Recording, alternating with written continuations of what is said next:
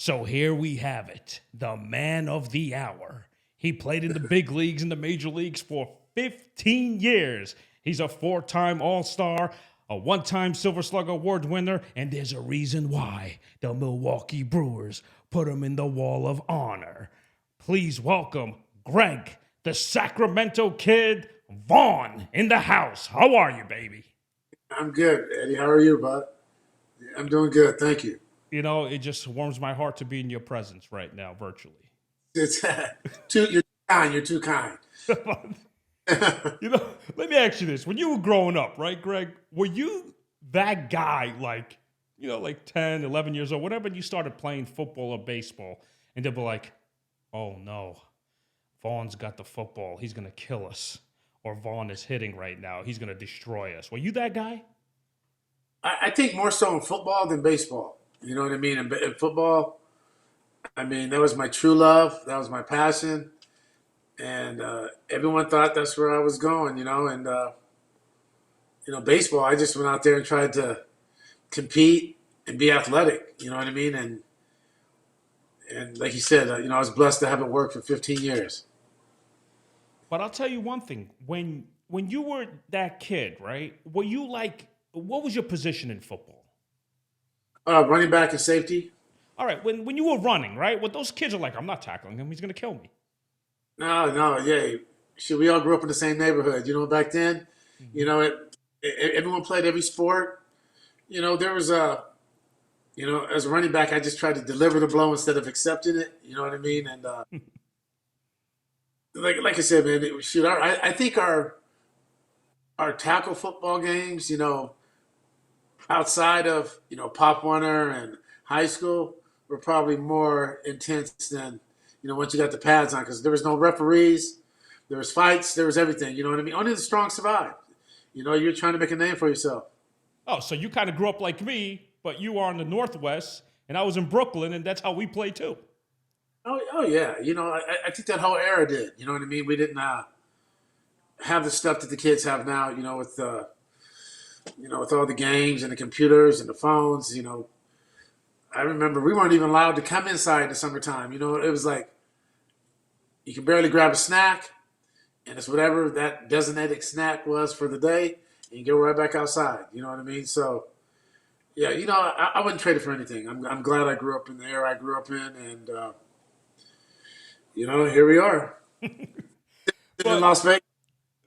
now, were you the type of guy, and you and your friends, would you guys play all day, and then your mom or dad would have to come at night to say, hey, let's go, dinner's ready? They would have to come to you. It's ironic and funny you said that. I don't think they had to come to us. I think everybody in my neighborhood had the same rules. You know what I mean? And you got to remember, we didn't. There was only one thing made for dinner. We didn't have choices. It was you had liver and onion night. You're just going to be hungry that night because you know, I didn't do liver too good. Right. So, but when those streetlights turn pink, you better get home before as long as you're home before the streetlights. Once they turn pink, you had about maybe 4 or 5 minutes to be in that front door. But I think when the street lights turned pink, the game was over because everyone was gone. You know what I mean? So it was the same rules for everybody. Everyone had to take off and get home. But then, if it was the summertime, we had lights in the driveway. So then the basketball game started. You know what I mean? So played basketball all night. So, like I said, man, it was good times, good era, and I have no regrets.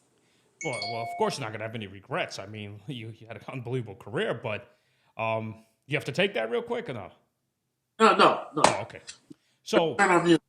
oh, okay, all right. Well, you tell them you're with Eddie Mott, and I want everybody to say, who the hell is Eddie Mott? All right? They So, know about that accent. say that again? They know about your accent. Oh, Eddie okay, Mott. all right. Now, Sacramento, listen, let me tell you something. You guys had some athletes, huh? I mean, you had a lot of ball players within the area or maybe outside a little bit, but you had some athletes, huh?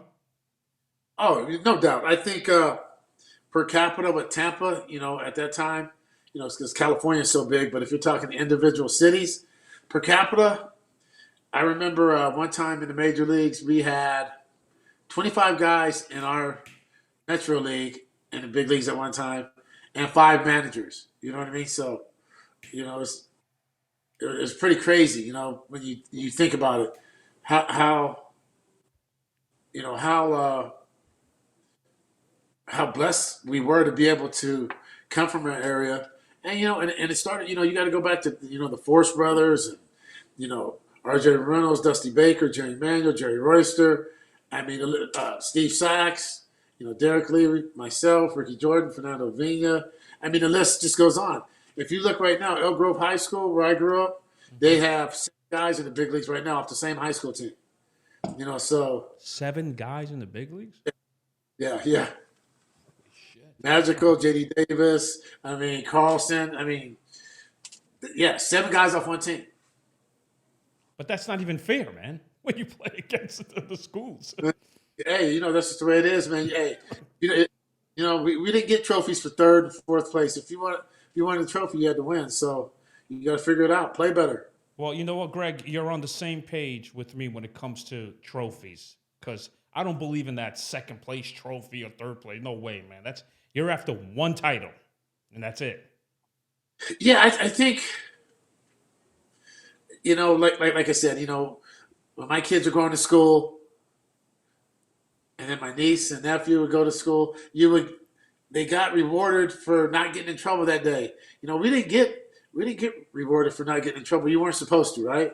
Right. But if you got in trouble, we had to write sentences. 1,500. I won't do whatever I did to get in trouble. So that got rid of trouble. And my sister is a therapist, and we talk about this all the time. We agree to disagree. Yeah, the timeouts and the trophies, for just showing up. I don't get it. I agree with you. It's like I say to myself, these parents nowadays, well, everybody deserves a trophy. No, I remember when I was a kid and I lost. My mom's like, work harder. That's how it works. Oh yeah, hey, same thing, man. Yeah. Like I said, my mother, and just our peers. Growing up, it's hey man, you came in last. Well, I didn't come in last growing up, but yeah, you know what? It was important. The trophy meant something. When everyone gets a trophy, what are we really teaching them?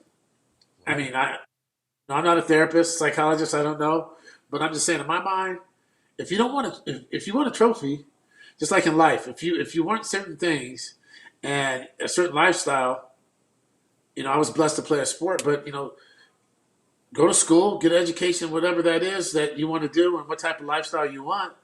But just don't think you're going to stay at home, play video games, and you're supposed to have it. That's just not the way it works. When you hit the light switch, you want the lights to come on, so you got to go to work. Totally agree, man. You're good, Greg. You're good. So let me ask you this: in high school, did you hit like bombs? What you hitting, like 10 to 15 home runs a year, or what? No, we didn't have any fences, so unless we were Well, on you the have to road. run it, right? Oh yeah, we ran, but like I said, the era I played in, everybody was good, man. I remember Ricky Jordan's high school in Grant. Oh, I mean, out there, like I said, you had the Rogers brothers. Reggie and Donald Rogers. They started the dog pound. You know what I mean? And, so it's the competition was just so fierce, and we were so competitive, but that prepared us for life too. Also, you know what I mean? How to get along with people, how to, if you weren't happy with what you were doing, we were taught change it, go out there and do something different. I think for me it was a blessing to grow up in the year the era I did. You know, uh, my kids, if they see this, they heard the story 1,000 times. But my grandmother, I was playing with my cousin Ricky Reynolds, my mom's brother, who played 10 years in the NFL, for the Bucks and all that, and we were on the same Pop Warner team. I ran for 200 and something. I ran a kickoff back, caught the quarterback screen pass for a touchdown, and we got co-MVP.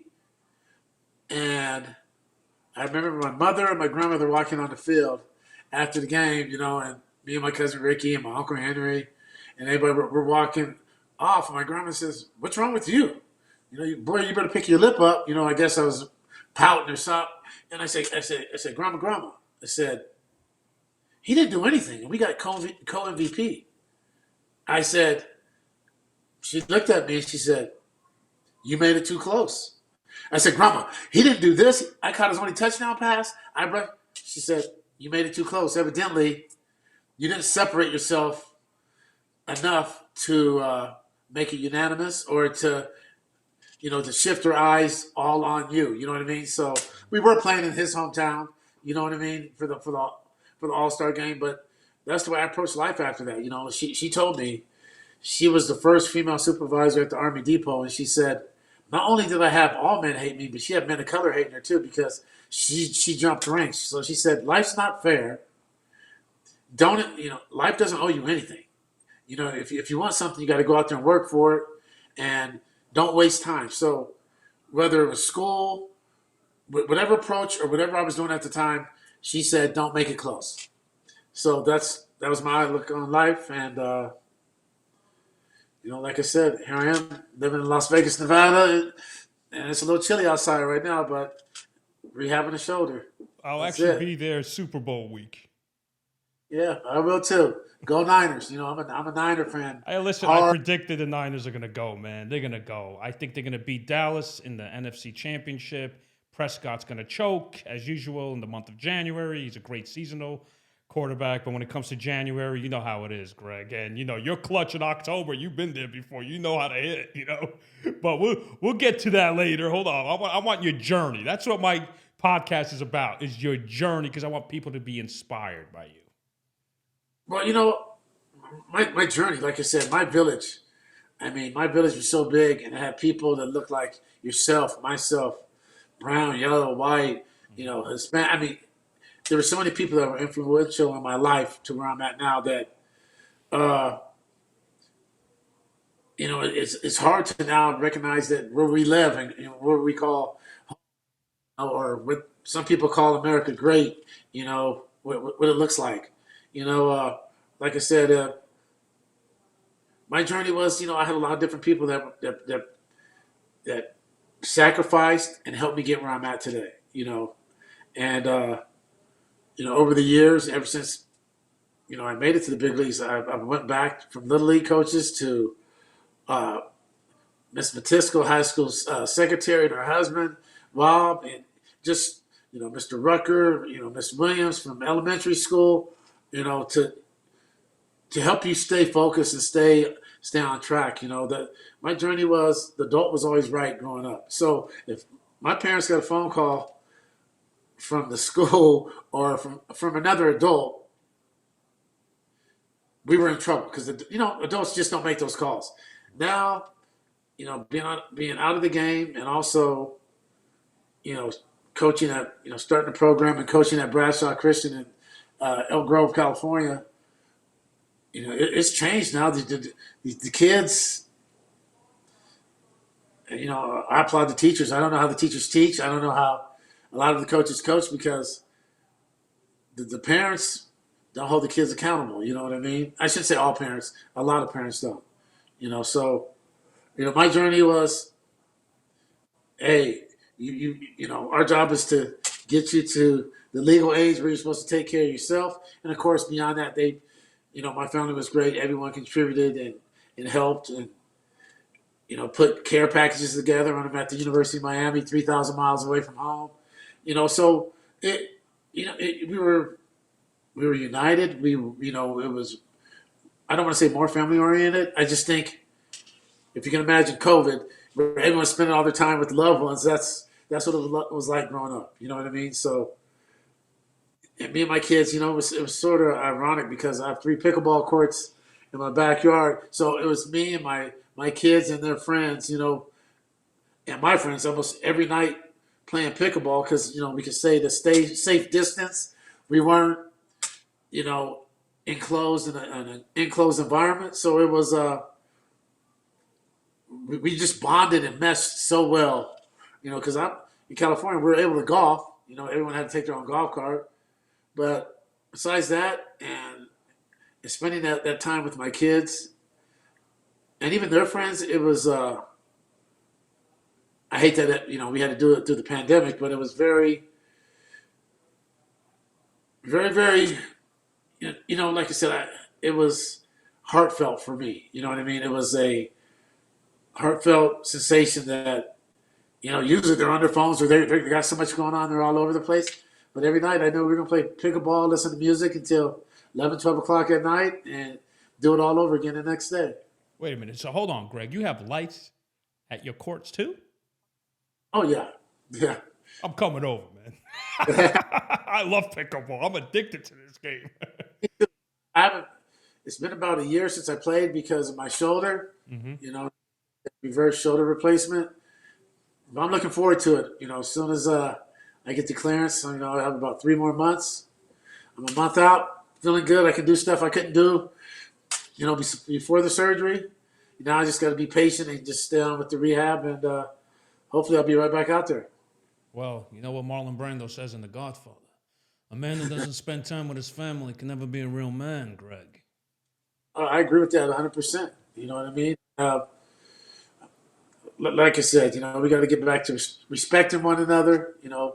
Everyone's life's important, and, just love on one another, man. It takes too much work to be, two muscles to smile, 140 to frown. I'd rather use 2 muscles. Well, life is going so fast, right? I mean, think about it. It's going so fast. What's the purpose of being angry? What's the purpose of criticizing people? What's the purpose of doing that? What's the purpose of hating? Give loving, have fun, enjoy life, man. We don't know. You gotta live it like it's your last day. Hey, you're right. We don't know. Being in my mid 50s, now it's every time the phone rings, or you see a text, it's like somebody a couple years older, somebody a couple years younger. You're right. We have to live it like it's our last. But to elaborate on, no one wants a happy story or happy, misery and controversy. That's what sells. That's what, unfortunately, that's what has us stand on these phones every day, see who messed up, what do they do, instead of looking at all the good things that are done. What's crazy, Greg? I still buy the newspaper because I want to smell that ink of the newspaper and read articles.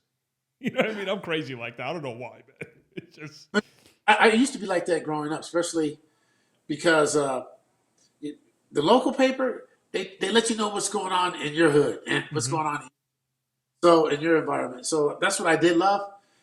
And as time has progressed, very little blips about what's going on in your community. It's about everything else in the world. So, yeah, I pretty much nixed the paper. Exactly. So let me ask you this, Greg. You got drafted like how many times? A few. I'm just saying, like, what happened? Were you like, nope, not enough money, declined? I mean, what was it like? I mean, after your senior year, I'm assuming that's when you got drafted, right? Out of high school? Yeah, I got drafted, I think 4 or 5 times. But you know what? Like I said, I was a football player. And I seen in my village, the guys that I looked up to, besides Dusty, my cousin Jerry Royster, and all the, the Saxes, I playing with all those guys, and RJ, Butch Metzger, that come back to my high school, Bobby Garrett. I wasn't ready, like my kids, and I see kids now, and, my youngest, he wanted to sign on the first day. I said,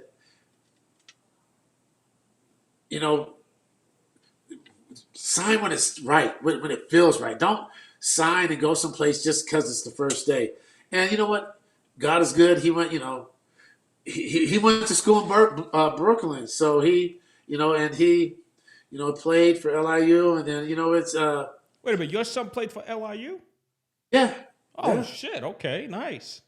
Yeah, my youngest. But, hey, you got to remember, we're California boys. I said, hey, man, because if you commit, whoever you commit to, that's your word. You're going to have to go there.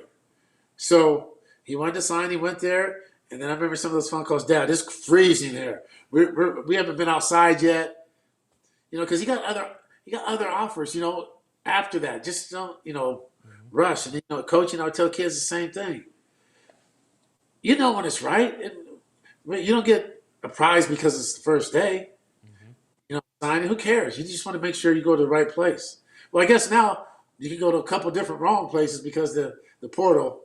You know what I mean? So But Greg, but hold on a bit. But you were a first rounder in before those drafts, right? I mean, I'm talking about the first time, the second draft, or, right? I'm just saying to myself. Usually, if you're drafting the first round, I mean, okay, all right, that's a nice signing bonus, isn't it?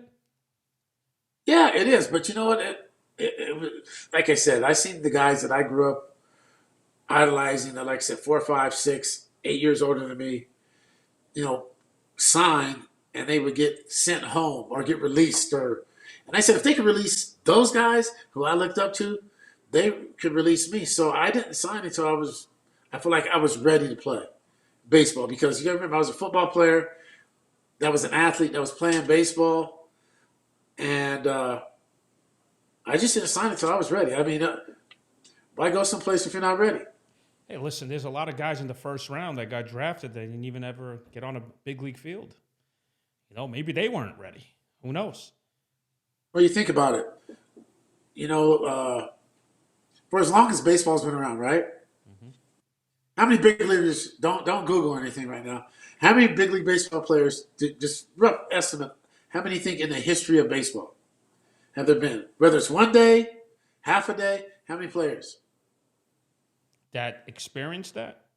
Yes. Not that many. That's not attention. Throw out an answer. Hey, I played in Yankee Stadium and Shea Stadium. You guys never get tired of talking. Throw out an answer. I'm just saying, you're saying how many guys tried, Yep. right? How many guys tried? So look, All right. How many guys have a half a day of big league experience or one day of service in the big leagues? And baseball's been around for a long, long time. How many players do you think oh, that is? okay. Yeah, there's a lot of percentage of that. Yeah, I agree with that. That's a high But, percentage. but how many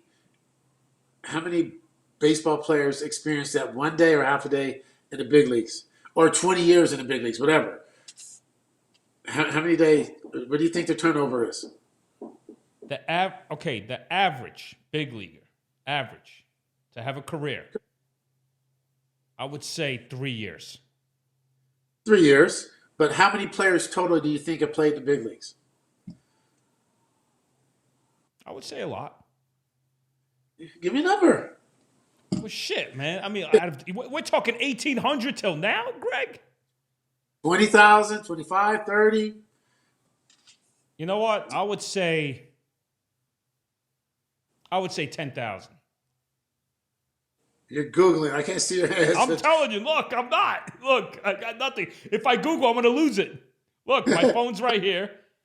Now, probably somewhere around 11,000, 12,000. Like you said, it's been around for a long time, So when we played, the objective wasn't just to get there, it was to stay there. It was harder to stay there because you had so many guys trying to take your job.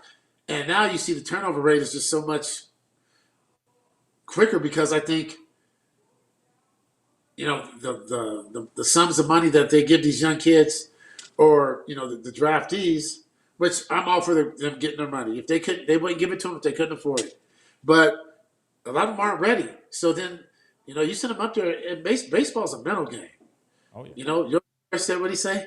He said, "Give me, the other, what do you say? 95% mental, and the other 5% physical." You know what I mean? And he's telling the truth. You're out there grinding. You know what I mean? It's a grind every day to go through a baseball season. It's you think about it. What other job can you have a 70% failure rate and be considered great? That's great. That's not good. That's great. That's great. And you know what's crazy in the NFL? If you're 3 for 10 consistently on the Sunday, you got to find a full time job now. You can't work. Hey, that NFL is not for long. You know what I mean? If you catch a knee, if you catch this, you can get released. I mean, it's totally different in baseball. But I just think we were taught by baseball players. You know what I mean? Like, you had Gorman Thomas, Cecil Cooper, you had Duffy Dyer, you had guys that actually played the game, developing me. My brother like Gary Sheffield, Darrell Hamilton, rest in peace. John Jaha, and we had Pat Listach. We had guys that played, so it was easier for them to relate to us. I think it's nowadays. Everything's so much data based. It's like And Totally I get it. think a lot of it is just like, some of this political issues. It's just mass confusion. So then we get our minds off of what's really important, Hmm. and that's because these guys are bigger, they're faster, they're stronger, but you're playing 16, 17 innings, and you're starting out with a man in second base in extra innings. I Wow. don't get it. And I'm not saying I'm not in the Hall of Fame or I was the best baseball player ever, but I can hit a ground ball to second base to get a run in. And that was my whole game. I was a run producer, so my job was to drive in runs, production, score 100, knock in 100, and and like I said, be a threat when they announce your name. You know what I mean? Be in scoring position when they announce your name. But if they are going to take everybody and move them all over the place and do it, I can hit a ground ball to shortstop or second base for an RBI. You know what I mean? Hmm. So I think now, they throw up exit velo. If I pop up to the catcher, exit velo is no good. If I see their names in the back of their jerseys, exit velo was amazing. You know what I mean? You tell me Dave Winfield, shoot, Reggie Jackson, Don Barrett. I mean, who hit the ball hard? I mean, what was their exit velo? You know what I mean? If to be turned around and just going over the fence, or Big Daddy Cecil hitting the ball out the stadium in Milwaukee, we didn't. The sound was our exit velo. You could tell by the sound. Yes, exactly. When I played college baseball, I played down in Florida. I had a scholarship, small school, Palm Beach Atlantic University. But that's what the scouts are telling me. We're looking for the sound. We don't give two shits about anything else. When it comes to hitting, it's that sound of the bat that we're like, whoa, there's an echo Yeah, to that. but it's the same thing too. You're running your wind sprints before the game starts. Hmm. All of a sudden, you can hear that starting pitcher down there. You're like, oh shit, he got some good stuff. He got some good shit today. You know what I mean? Or the leadoff hitter walks back and he goes, "Oh, it's gonna be tough today, guys. We got to fight." We relied on our own instincts and what we were taught and learned to play. We had meetings. I like I said, I'm sure it works for a lot of people, but like I said, they put me next to Robin Yount. At 21 years old, and I was with him until I got traded. Yeah, that's my big brother right there. But I was fortunate to have Dave Parker, I had Willie Randolph, I had Mike Felder, I had Glenn Braggs, Paul Molitor, Jim Gantner, Chris Bosios from my hometown, and we played together. I was just blessed to have Rob Deere too. I mean, I was blessed to have a lot of good dudes. You know what I mean? Yeah, Greg, I was thinking about that. When I was looking at the roster, when you got called up, I was like, man, he was spoiled. Look at these. He's got two Hall of Famers, Milwaukee. You got other big names there too. And I'm sitting there and saying, wow. So when you got called up, who told you, hey, Greg, this is the work ethic you got to put in to stay in this league. Otherwise, you're not going to have a career. Who was that guy? I think I knew that before I got there. Mm. You know what I mean? Because I was able to in the off season. We had night league in Sacramento. So at 16, 17, I'm playing against Steve Sachs and Chris Bosio, Mm-hmm. you know, uh, Eddie Cervantes and Roland Office. I'm playing against guys at the big leagues. So that was my classroom also, so that they taught me how to play. And I just always was taught never to get outworked. You know what I mean? So, and then I watched with, like I said, the other big leaguers, the ones that were successful, not the ones that weren't successful. I was watching the ones that were successful. And like I said, we talked a lot. Me and Shep were on beer run all the time, and we could not leave that clubhouse in Milwaukee till all the beer was gone after the night game. But we were talking baseball and life or something that happened that day.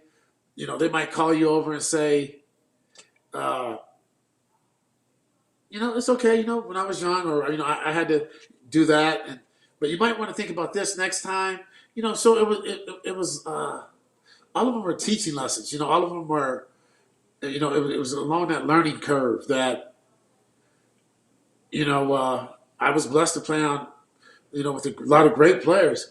And shoot, getting caught up and you're hitting third or fourth and you're just there the rest of your career is kind of third, fourth, or fifth, it's kind of amazing. But like I said, I think Milwaukee's minor league prepared me. I think my childhood prepared me.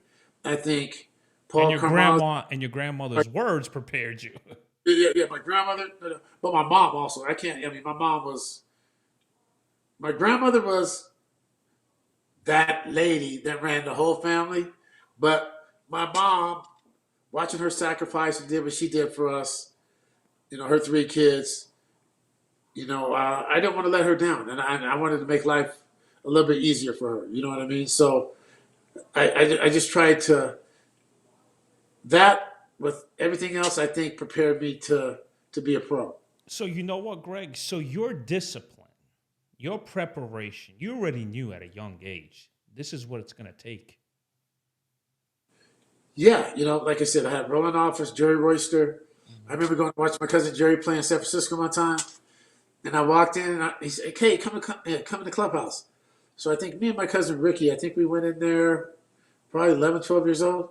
Dude, it was like 7-Eleven on steroids, from the candy to the ice cream to the sodas to the water. I mean, anything you wanted was in there. You know what I mean? I said, shoot, this is not bad. I might start liking baseball even a little bit more. You know what I mean? So, I don't want to say growing up in it, but being around it and being around those players that came back and seeing them, Lloyd Mosby and all those guys, seeing them work their tails off, and like I said, man, my village from Dave Parker, when he got traded to us, I mean, it was enlightening because he was my hero growing up. I mean, he was the baddest man on the planet for about 15 years. You know what I mean? 10 years, at least the baddest man on the planet. Yeah. I mean, he could throw. When we were growing up, we wanted to be complete. We wanted to be able to play defense. You didn't want to come off the field. 5'2" Yeah, player. yeah. We didn't want to come off the field. Who wants to come off the field? And so him, Ricky, guys, and even ED, even though ED's not that much older than me, but he was there before me. But you wanted, stretch. I'm a Giants fan. I'm a 49er fan. It's you wanted to be those guys, and those guys never came off the field. They stole bases. They read balls in the dirt. They did all the things to help their team win. And Jerry Emanuel said something, growing up too. Uh, and he was another manager, former first round pick out of Rancho Cordova High School. He said something when I was younger. He said, "You want you want the manager to know what he's getting every single day." He didn't say if you're getting hits. He didn't say if you're hitting home runs. He didn't say if you're striking out everybody. But what are you giving? And I can depend on every single day. Can you have good at bats? Can you run the bases? Can you do those things? So that's what I concentrated on. Is that my manager knew what he was going to get and the respect of my peers. That's what I played for. But Greg, let me ask you this. I mean, when you played with guys, the average guys, let's say they weren't names, would you look at them, when you're a rookie, the first 3 years, you can't really say shit in the big leagues. You got to mind your own business. That's the bottom line, right? You can't say anything. But would you say to yourself, like, man, this guy needs to be disciplined, man. What is going on? In your mind, were you thinking like that? Hey, you know what? At that time, when I got caught up, I didn't have kids, I didn't have anything. It was tough enough just worrying about myself. Right. You know what I mean? I looked at it this way, just like, once again, I would tell my kids, me and my buddies, and like I said, Al Biancani, me, Derek Lee, Deion James, he had 25 or 30 of us, Lloyd Mose. We worked out there, Nick Johnson, we worked out there at 6 in the morning. So, I say 7. So we're up in the off season. Guaranteed money. The guys with guaranteed money were getting up, and we're driving out to Arco Arena and fighting the traffic.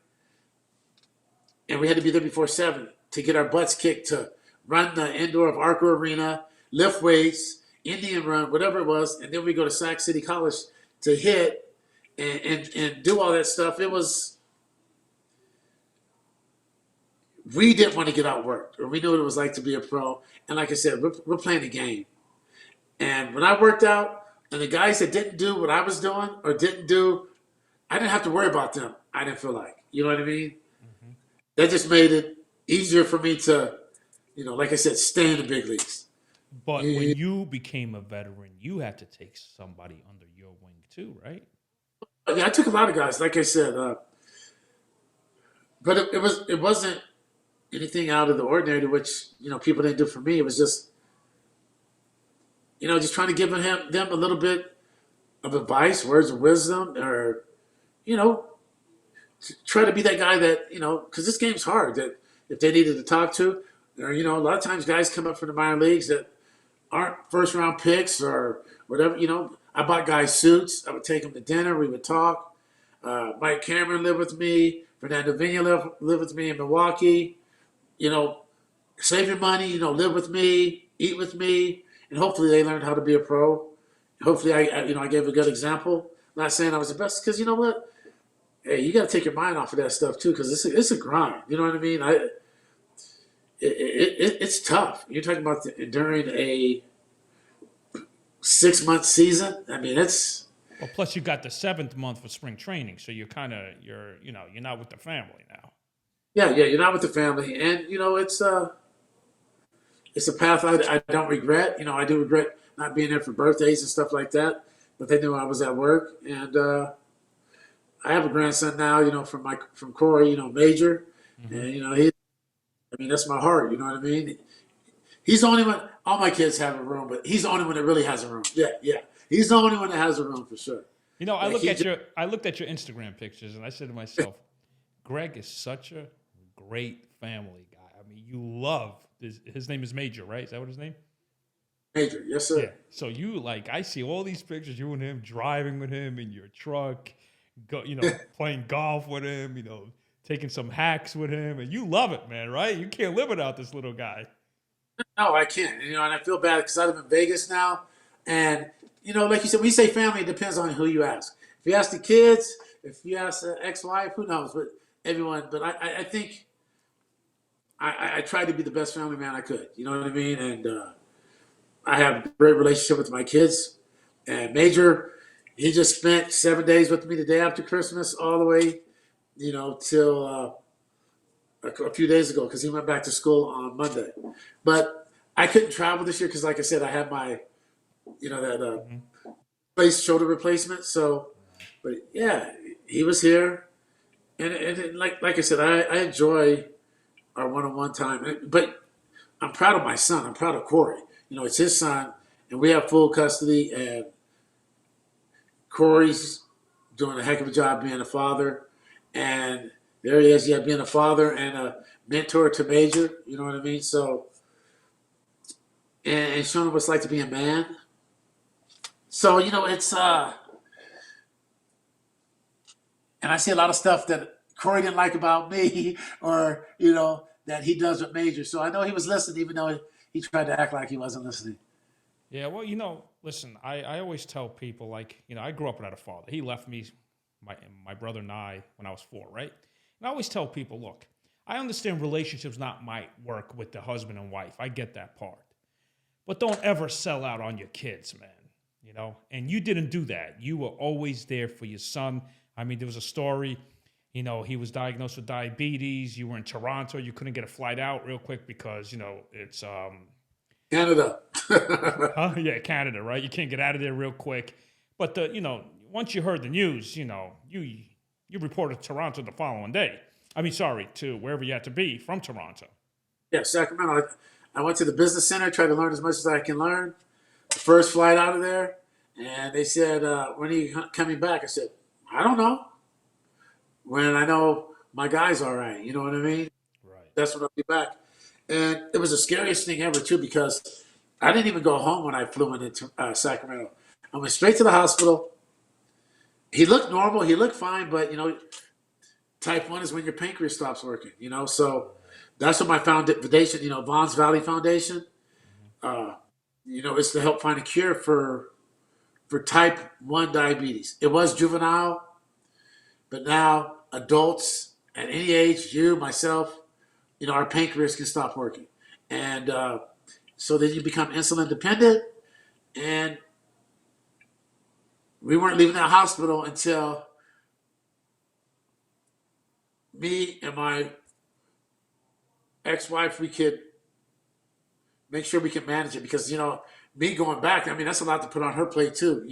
She did a good job. Now we got scales out, counting carbs. And now, I mean, he plays every sport. So now we got to tell coaches. Now we got to tell teachers. Now spending the night, you go from pricking your finger to having to take that shot every morning at the same time, testing, having your fingers tips go raw because, you're constantly poking yourself to get your blood sugar readings. And this came a long way. I've been on the board of JDRF for a little while. I see the hard work and the research that they're putting into it, and now they have given people a better life with, the pumps and the CGs and you can everything that like these smartphones. I can tell if Corey goes high or low. Before that, like you said, it was you could look at his eyes and see the gloss. It's like us being hangry or we haven't eaten and we're crashing and got the lightheadedness. This is on a daily basis, whether what they're eating or or what's happening with their body, and like when you walk in there and they basically put you through the class in lifetime speed. Uh, I was scared. I was scared that I was going to let him down. You know what I mean? Because I didn't know what I was doing. But we were blessed because Corey, I didn't even know that he played. That's the first time I ever heard of juvenile diabetes, and that's my fault. When when Michelle called and said Corey has juvenile diabetes, I was like, you got to be kidding me. Isn't that for old, out of shape people? That's how ignorant I was. Because I didn't see a lot of diabetes in my family, even though it's prone in African Americans. I wasn't around it on a daily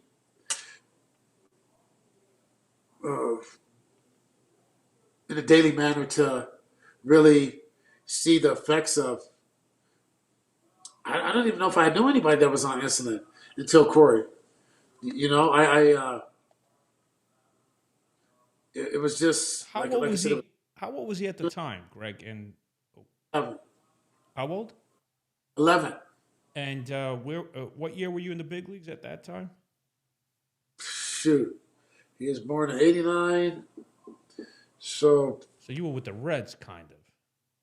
I think I was in Tampa. Tampa, yeah, 2000. 2000, Yeah. I was in Tampa, so I'm calling all the trainers from all the different teams, and the owners are reaching out, and everybody is,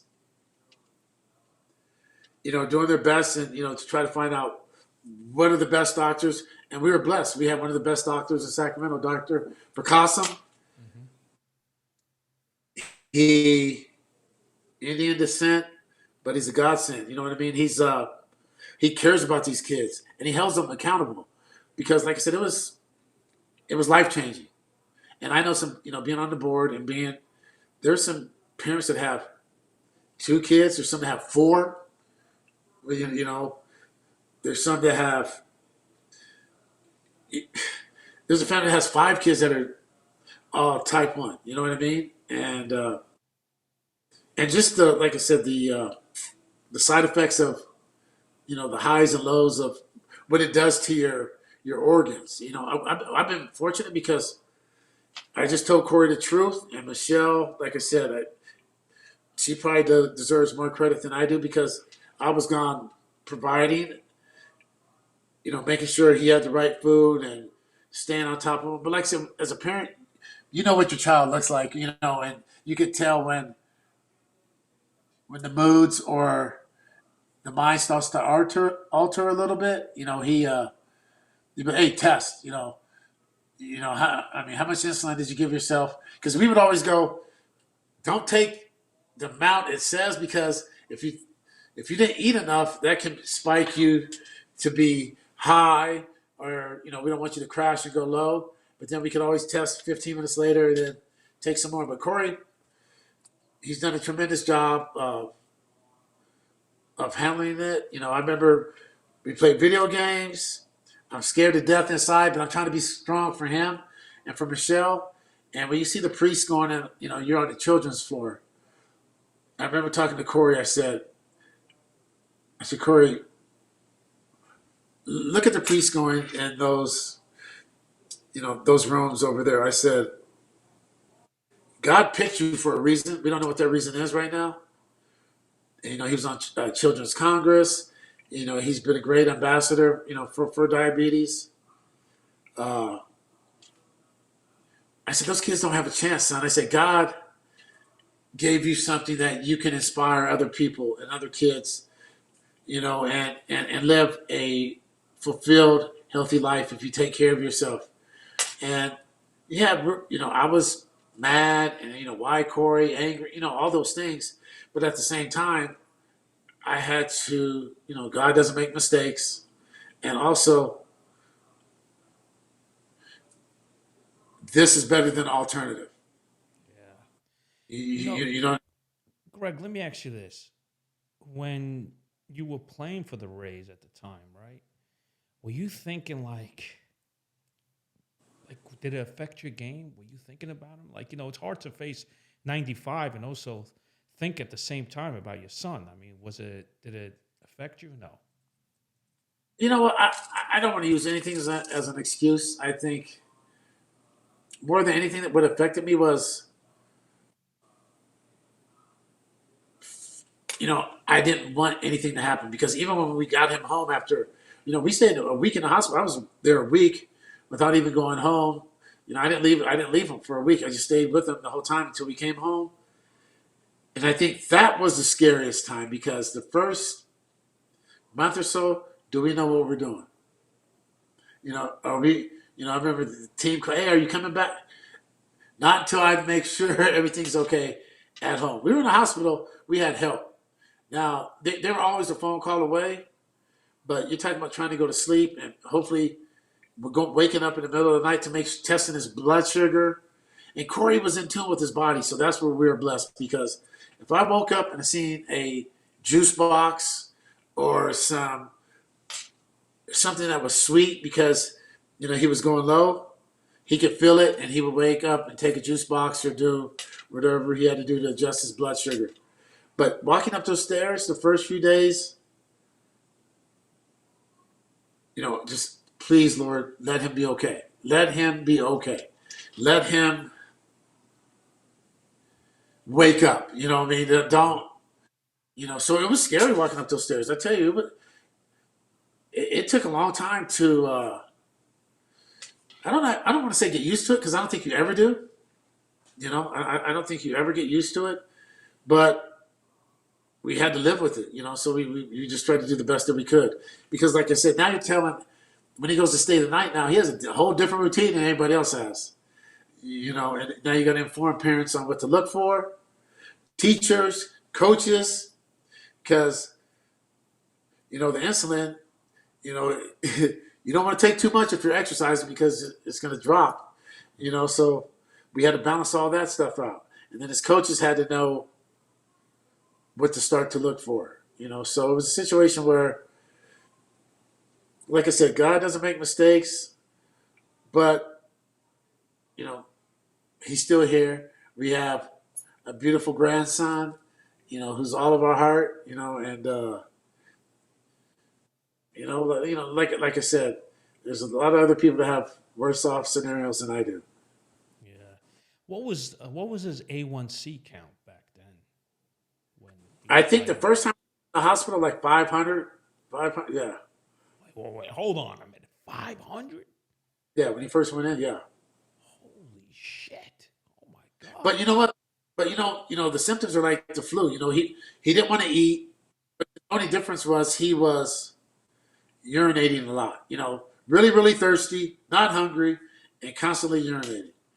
And like when you when they do the test to see what your levels are, that's the part. Like if you don't take care of yourself, that's when the blindness comes. The loss of limbs, kidney transplants, and organ failures. So, like I said, it's people have no idea how devastating this disease is. But like I said, you have all the research and you have the people trying to make it a better way of life than it was. Because I see some of those needles that they didn't have disposable. So I'm watching films look like World War II, where every needle's this big around, this long, and they're sticking it in them from insulin. You know what I mean? It was like a needle for cortisone, like for a cortisone shot.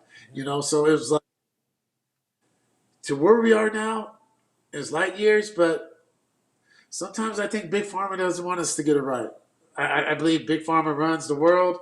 They don't want us to get it right. The people, the haves, will always find a way to get their stuff taken care of.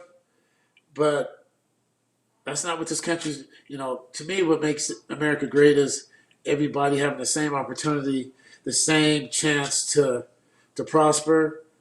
It doesn't mean everyone's going to embellish it and take advantage of it, but at least they have the opportunity or the chance. That's what about making America great is.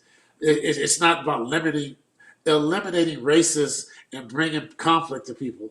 That's not great. So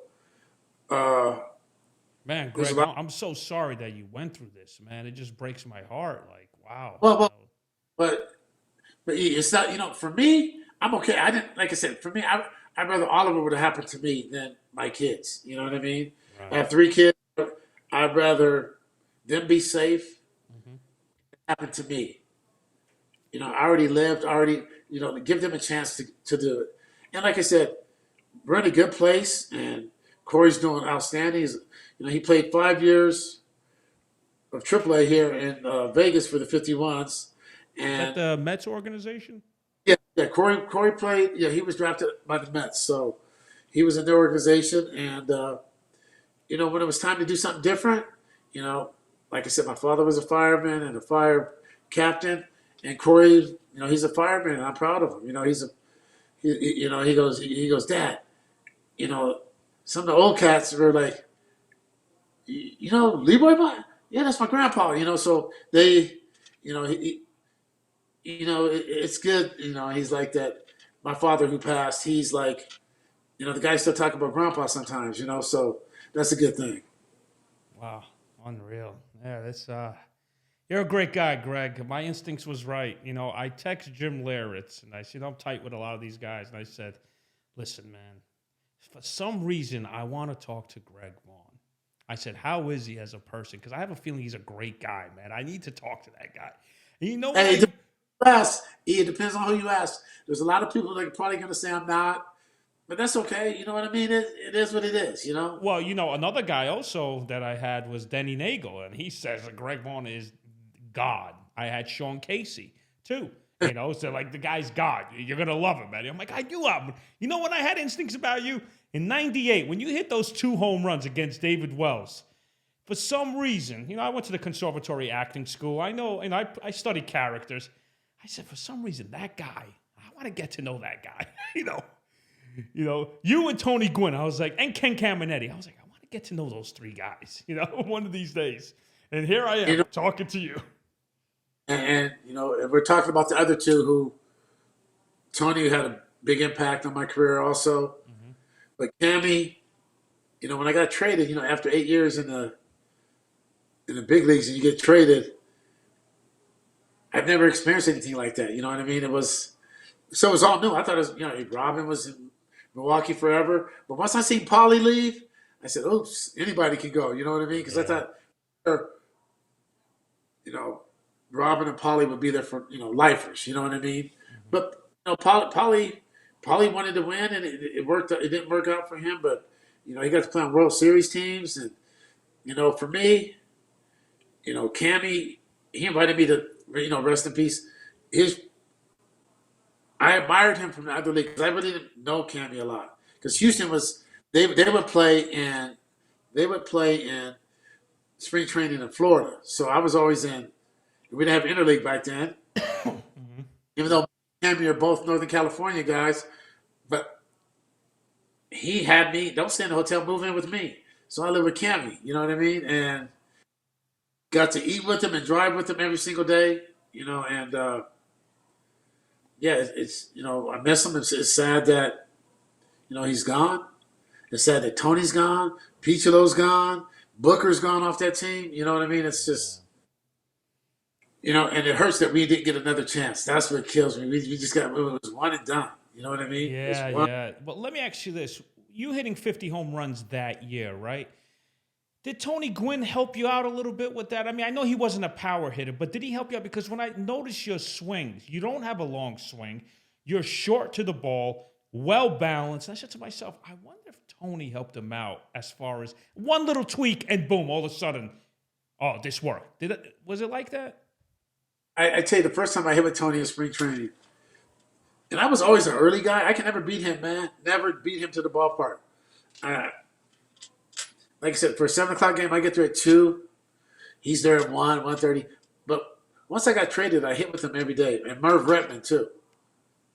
But I think it was the cast. Like I said, Wally Joyner, Mark Sweeney, Andy Ashby, Kevin Brown. We had a good group of dudes, man. They were – Trevor Hoffman, when that plane landed, we didn't even go put our luggage in the room. We just got off the bus. Where was the team dinner at that night? You know what I mean?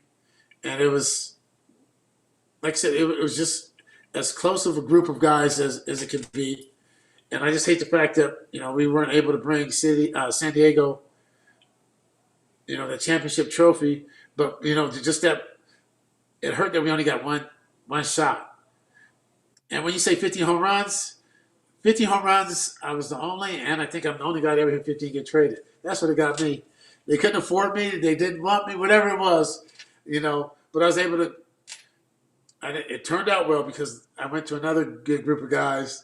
Yeah. And Cincinnati, it was rough at first. The way they ran stuff, when Marge Schott called me at 4 in the morning with a week before spring training, I thought I was having the worst nightmare of my life. You know what I mean? Because rest in peace, Kevin Towers, another one, our general manager who's gone.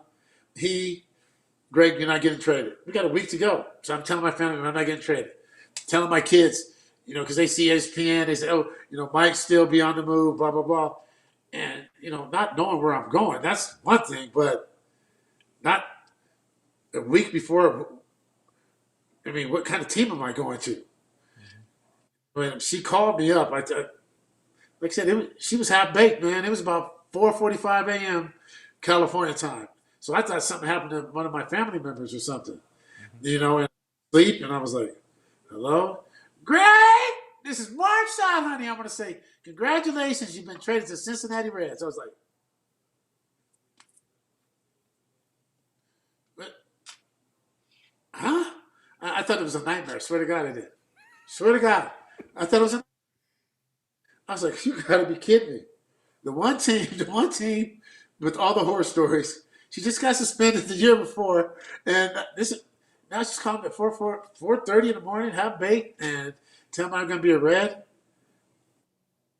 Yeah, I can't even tell you what I did because I don't even remember. I was in shock. You hit 50 home runs, you're supposed to stay, right? Hell yeah! Are you kidding me? I didn't do anything wrong. I was like, okay, so. Listen, Greg, even if you hit 30 home runs, you're supposed to stay in that area. You know what I'm saying? Like, come on now. That hasn't been my story so much. You know what I mean? It's, I don't think they had faith that I could keep doing it, or they didn't have, I played for a bunch of small markets where, it was payroll came into play. But, Petco Park, they delayed it. The fans were irate when I got traded. Tony, who was, pretty much stayed to Tony Gwynn business. When I got traded, he was furious. The fans in San Diego, and for our whole team, because all of us now, you got me, Cammy, we're all going all over the place. Fans is going someplace. Steve Finley, one of the best dudes around too, man. You can tell if he was 4 for 4 or 0 for 4, he could go get it. Who's that? Just played. Which player? Steve Finley. Steve Finley, our center fielder, he made life easy for me. And then I get to, I didn't get to Cincinnati yet because I'm still in shock. And I already know that they take, they're not treated like big leaguers, by the organization so much. And she goes, "We have one problem, though." You got to remember, this is 4:45, so I'm trying to Like, oh, huh? that I'm not really having a nightmare. I am talking to someone that I just got traded, and then she says, "We have a no facial hair. You got to shave your goatee." I was like, "So we have a problem." I said, "No." You got to remember, it's still about 4:56 about now. It's not even 5 o'clock in the morning yet. 4:56. I said, "We don't have a problem. You have a problem. I'm not coming." At that point, because I was like, I did what I was supposed to do, so I was angry at San Diego. Not the fans, not the city, but the organization. I was angry because I did what I was supposed to do, and this is how I get rewarded, right? So I guess it's better than releasing me. I would have been a free agent if they already did that, but I still had another year on my contract, and I probably would have took less to stay there because I'm a California kid. I love playing there. So I said I'm not coming. But in hindsight, because I'm an employee, not the employer, I still wasn't going. Like I said, my kids have never seen me without a goatee. You traded for me with a goatee. And she calls back 2 days later. I still understand my goatee off. She calls me back two days later, and somehow they changed the rule. You can have facial hair. So after that phone call, or when that news hit, everybody on that 40-man roster called me up. Man, yes, we get to have facial hair. We don't have to be, clean shaven. And then I wasn't doing it for any other reason. I didn't understand in 1999. Right. It's time for a change. Yeah, haven't we done this long enough? But at the same time, owning businesses now and being the guy in charge, rules are in place for a reason. And as many guys as I could have reached out to or have seen on the Big Red Machine, I apologize to every single one of them that I've come in contact with because I did not want to disrespect them. This was by no means any disrespect towards you guys. This was just me taking a stance on something that I believed in. And because those guys paved the way for me, and if they could do it, I probably should have. But I'm much older now. Looking back, I probably should have saved it. You know what I mean? But you know what, Greg? If I was you, I would say, hey, Marge, listen, I'm superstitious. I hit 50 home runs the previous year. If I leave this on, you're gonna probably see a lot of home runs. But if I shave it off, you're not gonna get any production from me, man. I'm crazy like that. So help me out. That's what I would have said. I think Marge would be like, you know what, Greg, you're right. You could leave it on. Hey, you know what? You know what I said? I said my kids have never seen me. It's like, the COVID kids. They're used to everybody, the little ones with the mask on, and when you take off the mask, they start screaming because they don't know what anybody looks like. Ever since I think my second year in the big leagues, I had a goatee, and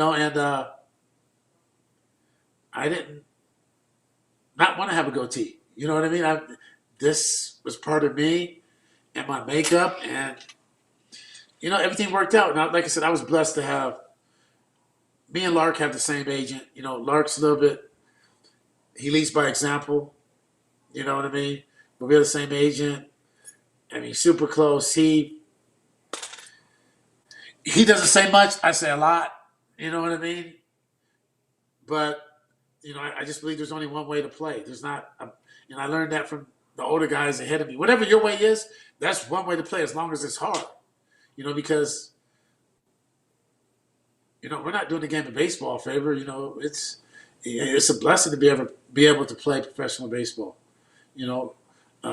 And we get paid a lot of money to play a sport. I mean that beats a lot of these other jobs out here. You know what I mean? So for me, I just think when I got to Cincinnati, I had Boney at third, Lark at short, Pokey at second, Sean Casey at first, had Mike Cameron, who made my life. He lived with me too. Made my life extremely easy in the outfield. And then you had Meat Hook. You had Dimitri, Jeffrey Hammonds, and Michael Tucker between first and right field, and spelling, any one of us if we wanted to. But you know, I don't think we ever came out unless. I mean, what other reason we're going to come out? I love to play. I didn't want to come out. So I remember we played San Francisco, and I think we got swept the first two game series. I think it was 2 games, maybe 3. We got swept. I was coming off the World Series, right? So we get swept, and then we go to Atlanta, and they beat us like 14-0 in the first game. Me, Denny Nagel, Peter Harness. I said, hey, man. We had everybody get the F out of the clubhouse. That's not a player. Coaches, too. Bye. Except Ronnie Oster and Ken Griffey Sr., y'all can stay. All the rest, go. Beat it, right? Including Jack McKeon? Yeah. Wow. Okay. So beat it. All right, go ahead. Yeah. See, they ain't said that for the last 3 days, and we got our butts whooped for 4 games straight, or 5, 4, and this is not the norm for I'm not used to this. Even the teams I played at Milwaukee, we had some good and some bad teams, but we didn't have. But we were caught up in the East. You had Toronto. Toronto had those great teams. There was only 2 divisions. So we went 90 games, and we didn't have like 10 teams make the playoffs. We didn't have that. But we're getting up like it was normal and everything. Music's on. Everybody was like, "Oh hell no!" We stopped that, and next thing you know, the guys bought in. We Greg, prepared. Can you recall what you guys said in the meeting? Like, what did you say? Closed doors. Are you allowed to elaborate on this or no? You could tell me no. I still love you like a brother. There was probably a lot of bleeps because it wasn't pointed at anybody. It was, we're all Cincinnati Reds, players. So it was at all of us. It wasn't at any particular certain person. It was at, it wasn't like it was against the pitchers or against the hitters or against the deep. It was all of us stink. We're horse shit right now. What the fuck is going on? Excuse my language. No, you could curse. Don't worry about it. You guys are ball players. You're allowed. But this is unacceptable. I mean, we don't. We have a choice. Let's try to win. Let's not try to lose and think it's okay. Let's try to win. And like I said, those young players that I have, man, it was a testament to them because they all bought in. I remember playing against getting to first base, and Sean Casey, the mayor, oh, Mr. Vaughn, it's a pleasure to meet you.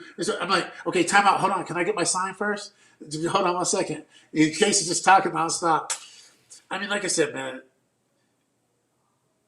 that infield the whole year with Lark, Pokey, Booney, Steiny, Case, they did not take one fungo. They didn't take your fungo. They didn't take one fungo, like fungo bat. Fungo, okay. Fungo for infield, they did not take one fungo. They played every ball live off of BP. From turning 2 to do it, they played every single ball live. I mean, I always, move because I don't want to be that guy. But see, there were times when I wouldn't get any balls. It was perfect. It was a way to save the body. But then we had, you had Steve Avery. I mean, not the young Steve Avery. We had the one that it was all ball, sack, and heart. Pete Harness, all ball, sack, and heart. These are guys I played against, at the same age when we were, and, Scotty Williamson, man. We had people that we had people that bought in. They freaking truly bought in, and we started to have fun. And we started to win, and we started to have fun. And the expectations were different. We expect to win. And we were going to have fun, and we were going to clown because, hey, we had a lot of people look like me on that team. You know what I mean? So we could relate, And then we had a lot of guys that didn't look like me. But that was the first time that Brian Johnson, our catcher, Eddie Thomas. It was like I said, man. That was another great year. It was. I wouldn't trade my first 8 years in Milwaukee because I learned how to be a pro, and that city embraced me. San Diego, maybe it was the coming out party, but you go from 30. I was always 28, 30 back then. 32, 33 would lead the league. You know what I mean? So it was 28, 30. And then, that one year I just didn't miss any. You know what I mean? Well, shit, I had a month and a half to hit number 50. I went and cussed myself out the last game. We won the league by 30 games, our division by like 30 games. And Bush goes, "You want to come out?" I said, "No." So I went in the freaking tunnel. And I said, "You stupid ass. You had a month. 49 is not a bad number. It's not a bad number. You had a good year. I had a month and a half to hit it. I can't get any balls in it." Greg, were you, okay, psychologically, right? When you hit your 49th home run, now you're going for 50. Are you, every at bat, you're pressing now? Are you saying, I got to hit this 50 before the season's over? Were you pressing? I didn't think I was. But as the season got shorter, I'm sure I was. And, some of my guys, like I said, they wanted it for me just as much. Like I said, we were that close. They wanted it for me. So after I cussed myself out and called myself all types of names, I went up. It was the last game of the year, top of the ninth inning. We're down by 1. A runner on base. I'm 0-2. So now I'm really sick. Fuck, 49. It is what it is. 49. It's a good year. Aaron Small threw me like a little hanging breaking ball, 0-2, and I hit it. And I was like, "Oh, get up. And it went out, and it went in the Diamondbacks bullpen. But San Diego, we traveled well, so there's a lot. They wanted to see the celebration because we haven't celebrated yet. Even though we clinched, we didn't celebrate until the last day. So we had a lot of Fire Faithful was strong. You know what I mean? So it went in their bullpen. I hit Davey Lopes at first base. He was so pumped up. I almost killed him and broke his arm or shoulder. Flannery at third base, same thing. And then I look up, like what they do at the Little League World Series when guys hit home runs. Mm-hmm. My whole team at home plate. This is big leagues.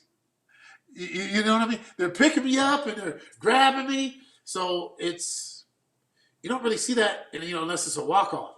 So we went up, and then I don't know. It was like a weight off my back. I don't know what happened, but it allowed me to go on to have a good postseason and hit a good game 1 in Yankee Stadium. So, Greg, let me ask you this. You hitting in Yankee Stadium, did you love shutting us New Yorkers up? Like when you were hitting those bombs, you loved it, right? You're like, all right, Yankee Stadium, I'm the boss now, right?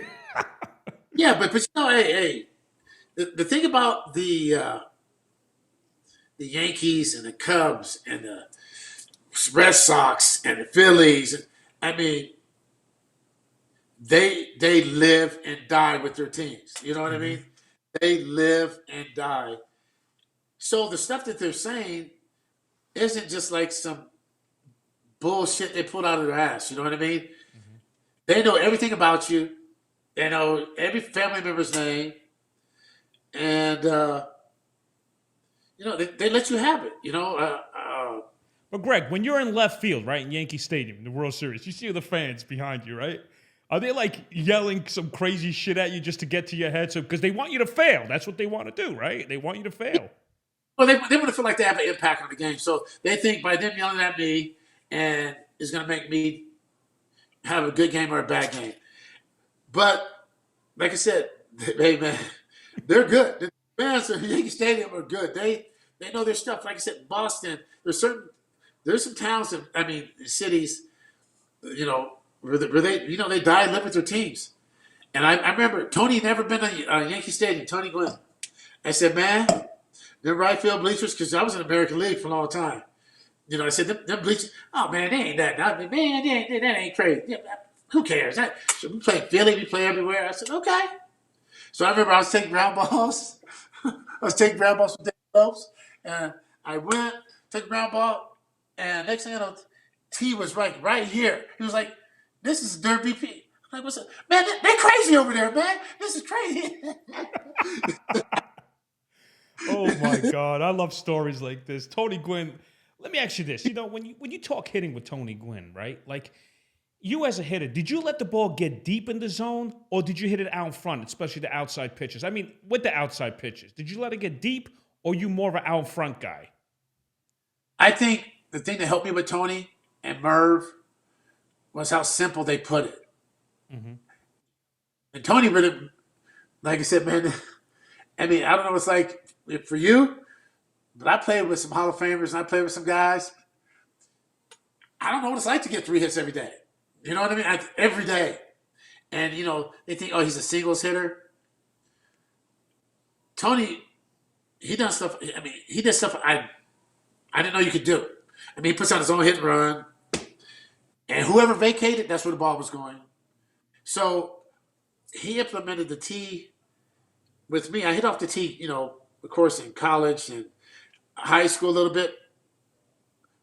But I hit off it, but I didn't become a hitter really until those guys. I guess, battled my way through. And, they got me to simplify things and look at things from a different perspective. But that was our whole team's philosophy. We worked on backing the ball up. You know what I mean? Not being late to the party, and watching, being around Merv and Wally and Tony and Cammy. We all were at Curvio Veras and Carlos Hernandez, Go. We were all at Finn. We had our own style, but the same approach. No one is going to be late to the party. So once we got ready to hit, we could be there and then wait for the ball. We didn't want to try to catch up to the ball. So our whole objective was to get ready. When he got ready, we got ready. So you're saying you got into a good ready position as far as when you stride. Because I saw one of your Instagram videos. When I was auditioning in L.A., I was a batting instructor, right? I was living in L.A. as an actor. And I would tell kids, look, when you stride and you land your foot, your weight should be on the back foot. Do not go forward to get to that ready position. Is that what Tony preached a lot? Hey, slow and early, get the foot down. That's all. I remember him running my glove out there sometimes after I fight off a couple tough ones, hit a ball down the left field line out front, but just hit it down. I'm like, thanks, T. Hey man, you gotta stay back. You too. I mean, that's how much of a perfectionist he was. He could square up balls, and he'd be like, man, my hands were over just a little bit. I was this much out in front. But that's why he was as good as he was, or as great as he was, because everything was important. Every detail was important. You know what I mean? So, but the way him and Merv, slow and early, when he moved, I moved and just got ready slow and early. A lot of people say, oh yeah, I hate to get your foot down. Well, you can't hit with your foot in the air. I know that. But what about when the guys have the big leg kick? I mean, but they get the foot down early, right? Like I said, so it was Nomo and Park and those guys that had all the deception. I wouldn't even start until that last move they made because I didn't want to, have my timing all messed up. But we started, you think about it. You being a former big league, former hitting instructor. And when I talk to kids, when you guys when we take BP, that screen is really, really close, right? Mm-hmm. So how many guys do you see, they get jammed and they're beat in BP because they're late. So, even though they were closer, as soon as they started, we had to, I had to start, and then after that, take the knob to the ball. So wherever the ball's at, just take my hand to wherever that ball's at and the bat head will come. So my thing was slow and early, knob to the ball. That was it. Right. That's what I thought about. And then my key for myself was watch the ball hit the bat. You just watch the ball hit the bat. Keep your head there. Watch the ball hit the bat. I remember David Justice talking about that. Yeah, DJ, we came in the same year. That's my guy. We had the same agent too. I see DJ often and stuff. So it's and we talked, amongst ourselves. So it's like Tony. I mean, he slow and easy, and you see a lot of guys. Texas, Rudy. He started preaching it. Well, that's Rudy Jaramillo, right? He was one of the best batting instructors ever, right? In the big leagues? Merv Retman too, but Merv was the guy, man. I'm telling you. And, a batting instructor, you're more than just a coach. You are a psychologist. You are a dad. You're a big brother. Because, them days are dark and lonely. You know what I mean? And they have to, they've been through it, so they know what it's like and how hard it is, so they understand it. When you have someone that hasn't been through it or fought the battles, I'm not saying everyone has to play in the big leagues, but at least they have to know how to comfort and support, you and help you through those tough times. Because there's a lot more tough times than good times, trust me. Oh, yeah. Well, you're failing 70%. Like I said, man, but walks are good. Walk is still Walks, yeah. the objects to score, right? Yeah. With Tony Gwynn, that 94 year, he finished the season. That was the strike year. Man, he was at 392, and he was one of my favorite hitters. And I'm like, man, I possibly could have saw 400, possibly, man. Hey, if anybody was going to do it, he was going to do it. I mean, like I said, man, he had a plan. He executed. You think about it.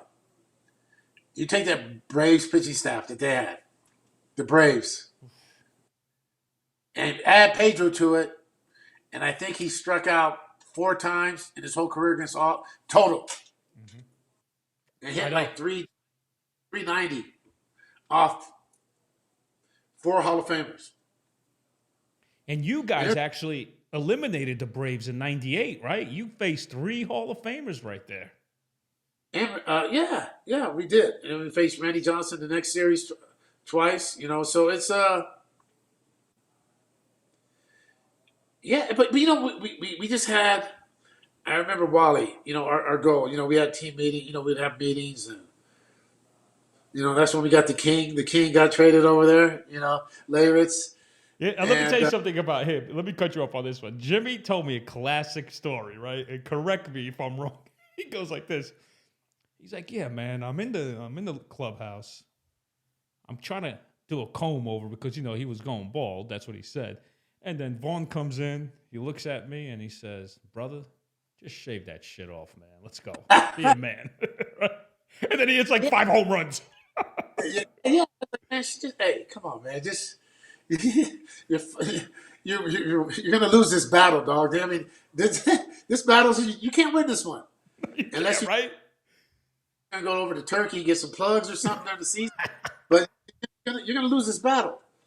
So I think that's when I shaved my hair, my head too, because I had hair. I couldn't find a barber. I asked Tony, and I was like, no, I'm just gonna shave it off. So I shaved it off, and I think Jimmy was right behind me, and Wally too. We all did it. Like simultaneously, that year, and like I said, man, that was a lot of fun. And so to go ahead, continue with Jimmy. So when Jimmy came the King, then what happened? So then, we had to show him the Padre way because he was coming with the Yankee way. You know what I mean? So but shoot, man, he was clutch until this point, until this day. My Vaughn's Valley Foundation, to help find a cure for diabetes. All these guys, Wally, Jimmy, they play in my celebrity golf tournament. This year's April 29th, at Calvadera in Sacramento. And like I said, man, they're as good as players as all these guys that we talked about. I think they're better people. I mean, and you take Trevor Hoffman, who's one of the biggest superstars out there. I mean, they have the National League save, thing is, the Hoffman Award. You know what I mean? He is one of the best and humblest dudes you ever meet in your life. For his biggest, he's just a regular dude that cares about people and he does not treat people bad. He has a great heart, and that can be said about everybody on that team. And and congratulations to Boch. Like I said, he's one of the best managers. I mean, Dusty's like my godfather. Being from the same hometown and stuff. I never got a chance to play for Dusty, but Boch, he gets it. He gets it. You know what was great about Bochy? Larich told me this story. He says he was such a good manager. He would come up to me and tell Jimmy, "Hey, Jimmy, listen, don't drink tonight. You're starting tomorrow as a catcher." Like, he understood the ball player's lifestyle. He's not, "Hey, you can't be doing this, you can't be doing that." He understands you guys are young. You guys are men. If you guys are single, there's hot girls out there in San Diego. I get it. On the road, it's the lifestyle. It does, it's normal. But, that's a lot of respect to Bruce Bochy for telling him that, "Hey, don't drink tonight. You're starting tomorrow." Well, you think about it. Every successful entity or company or whatever you have, marriage, relationship, what's the number one key? Communication. Right. Let me where I stand and communication. And Boch gets it. Boch understands the highs and lows of the game. Boch understands men. He understands how tough it is. And if you're not a starter, how hard is it to come up? I played on some bad teams, and they wouldn't tell the extra guys. The extra guy walk in tomorrow, but I didn't know I was playing today. I mean, just throw a guy a bone and say, "Hey, we're all professionals, right? We should be ready every day." But I might do things different. My prep work might be a little bit different if I'm a starter opposed to, naturally coming in late in the inning and pitch hitting or something, Boch always, "Hey, Vonnie, you need a day? No. Need a day? No. Vonnie, you need a day? No. Well, I'm giving you a day this day." Okay, then all of a sudden, halfway during the game, it's close. I already know, hey, I'm not going to use you unless you can tie it or win it. So I know what I had to be ready for. You know what I mean? So you'd be surprised how many people, simple thing is communication, don't do that. They do not do that. Every good team I played on, communication was great. And then, you know what? Even if I'm not playing, if the guy has communication with me and is telling me that, I can respect him for that. I don't have to be happy, but at least I can respect. But when you don't talk to me and I'm not playing and there's nothing, you don't say anything to me, those are the guys that get fired all the time because it's hard to win that way. Listen, Greg, you don't have to mention names, but are there managers like that out there when you played? Yeah. Now, maybe not to me because I know I was playing every day, but yeah. But we're all a team. So how hard is it to say, if you're an extra guy, "Hey, you're in there tomorrow, so whatever you got to do to be ready to go tomorrow, you do that." You know what I mean? But there's guys who'll be out there and then don't say a word. Or like me, ask me if I want a day off. The last thing I want to do is come out, especially if I'm rolling. But also, I remember I was on an 0 for streak one time, and Phil Garner, who I respect, is another good man. Phil Garner said, "Hey, Vonnie, I'm going to give you a day. Just take a day. Don't do anything. Just sit over here." I was like, "No, I can't get out of it over here. I can't get where I'm trying to go over here." So he put me back in there, and I got out of it. But it's a communication of back and forth. Him listening to me listening to him. It is all the bad teams I played on. That was the thing that was lacking. Because we're more, the good teams, they're not trying to reinvent the wheel. They're gonna execute, pitch it, catch it, and execute better than anybody else, right? and and that's what they're working on. The bad teams, we're working on fake tags and stuff that you doing little league. You know what I mean? But working on stuff. I'm like, why are we doing this? We're in the big leagues. Let's just get them out and try to execute, move runners over. Let's work on that stuff that we need. We're working on fake plays, jump over the tarp, flop. I'm like, good God. I'm like, woo. We, we need an out that bad. I'm going to ask you a trivia question since you asked me about how many big leaguers, sniffed how many guys made it either. It's 1 day, half a day, right? So I'm going to ask you this. How many guys actually hit 50 or more home runs in the history of Major League Baseball? How many guys? Now, remember, I'm saying how many guys. Now, there's guys that have like Babe Ruth. He had he did it 4 times. What do you think? How many guys actually hit 50 and up at least once? Well, after, she said, Prince, Giancarlo, Prince. Is it somewhere around 28, 29? Holy shit. You Googled it too. No, you see my hands? No, I'm just teasing you, man.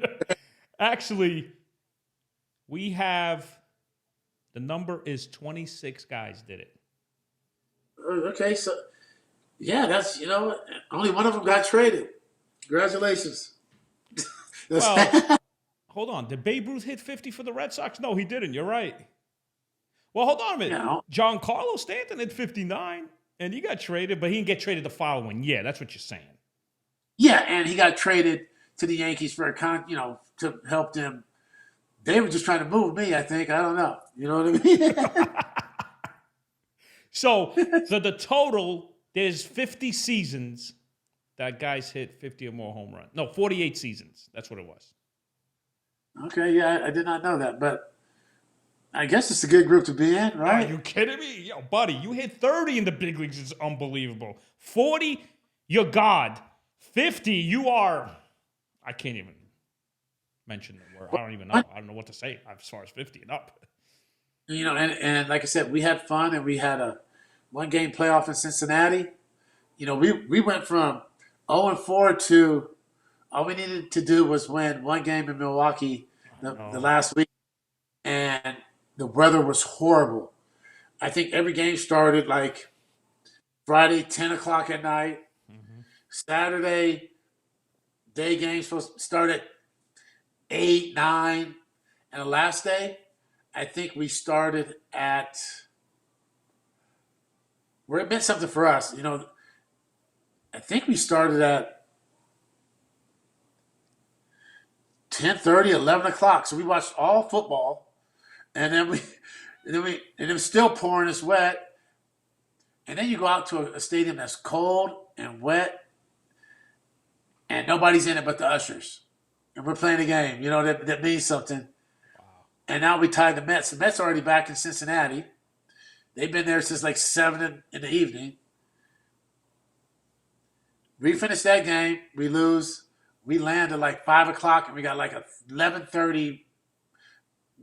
game. And now it's raining and cold in Cincinnati. And our Lighter, I think, beat us 1-0 or 2-0. You know what I mean? So, but once again, Greg, here's my questions to you. All right, let's shittiest visiting clubhouse. Old Cleveland Stadium, man. Garbage. Oh, garbage. Shit. Yeah. Not Wrigley. Yeah. Especially if you had to go there in September. Wrigley in Boston, you had to dress in shifts. So the rookies had to wait till everybody got dressed before they could go get dressed. You know what I mean? Because you couldn't put everybody in the clubhouse. You got to have some guys out on the bench or on the field. Wait, this is in Wrigley? Oh, and Fenway, both. And what about Cleveland? Same thing? Oh, Cleveland, man. Good God. Pizza every single night. Bill had pizza every single night. And I was like, but he was a good dude. He was an old school dude. He'd go get you anything you wanted, but you had pizza every single night. Okay, so who had the best food? Which city? Which stadium? Stadium best food. when it comes to going on the road? The road, I would say, it's tough because I didn't eat a lot in the clubhouses. You know what I mean? But I'm just saying, okay, like for instance, in the World Series against the Yankees, did they feed you guys well in the clubhouse? Once again, I didn't eat too much. I went and ate with my family. Then me and my son would come and be in a lot. We'd be in the dugout, and me, Corey, Tony Jr. I think was he gone or was he still there? Tony Jr. And then we'd be in there with then Denzel, Chris Rock, Chris Tucker. Those guys were in the dugout. And I remember when I hit, those two home runs. My dad was sitting next to Denzel, and Denzel was like, because we're talking before the game and all that stuff. So I cross home plate, and I don't know if you saw the video, but I point like this because he stands up. He goes, "All right now," He says, "All right," and then I hit number two. He's like, "That's enough. That's enough." Because me and Tony went back to back, and those are the men. Spike Lee, Chris Rock, Denzel. I mean, for my son to be in their presence and get to meet them, it's not like social media. We had to actually be in presence. It wasn't you got to send messages to people and introduce yourself and meet them that way. It was straight. Being in the right place at the right time. And I always wondered what it would be like to play in a big city. You know what I mean? I never got to play in a big city. Everything was a small market. Nobody ever, did the Yankees ever try to grab you anytime? Any rumors, anything like that? Are you trying to bring up something right now? Come on, talk to me about that. The Yankees ever tried to be like, hey, boy, I know Steinbrenner loves power hitters, man. You know that. Well, I tell you what, they did trade for me. Once again, how I found out again, I was in San Diego the year before 50. They traded for me. And once again, it's just weird. From all the good communication, like I said, from Boach to you're not getting traded, rest in peace, KT, to my ex had to call me, and like we're in, she called me, and back then I think it was she called on the clubhouse phone, and she goes, "You just got traded to the Yankees." I said, "What?" It's on TV, but I didn't know. I'm in the clubhouse. I'm in a uniform. I waved goodbye to my boys. I said, "Bye, you see, guys." And I get to New York, and because by that time I already had two rotator cuff surgeries, so I go through all the physicals, do all the stuff, and they said, "How do you feel?" I said, "I feel fine, but does it ever bother you?" I go, "Yeah, it bothers me. I get ready for the game. I didn't throw a ball until 10 minutes before the game. That's the first ball I threw because I couldn't get loose multiple times, right? Mm-hmm. And it's like I had it, Sheffield or Mondesi arm or Day Park, anyway. So I was able to get loose once, and that was it. And so the doctor, after shooting all the dye, doing all this, well, this one doesn't look like that one. And I forgot who the doctor was, but I heard something. I think maybe he got fired because the next year I hit. They said no, and I went back. I finished strong in San Diego. Then I hit 50 the next year. So, yeah, it was. So wait a minute. You were about to become a Yankee, but you failed the physical? Is that what you're telling me? Well, you don't have to be so harsh when you say it. Yeah, I guess. I'm not being harsh, but I'm being a true New Yorker now. All right, okay. How about this? It didn't go the right direction. How's that? You know what? From what he said, my right one didn't look like my left one. I was like, no shit, Sherlock. I mean, I've had 3 rotator cuff surgeries on this one. It's not going to look like this one. So, and I think. What year was that, by the way? What year was that? 97. Damn, we could have been Cleveland if you were on the team. Woo! Dr. Cashman last year, and he goes, "Man, we almost had you." And then, you know what I mean? So, it's ironic I definitely would have had to shave it off there. I know that. You know what I mean? I would have got to keep my mustache, right? So I'd have kept the mustache. Well, the goatee's coming off, brother. Yeah, I know. I know it is. So Oh, now you know what? It's I'm kind of remember. I remember that Greg Vaughn can be a Yankee, but then the physical it didn't work out. And we're like, oh man. yeah, yeah, it was not.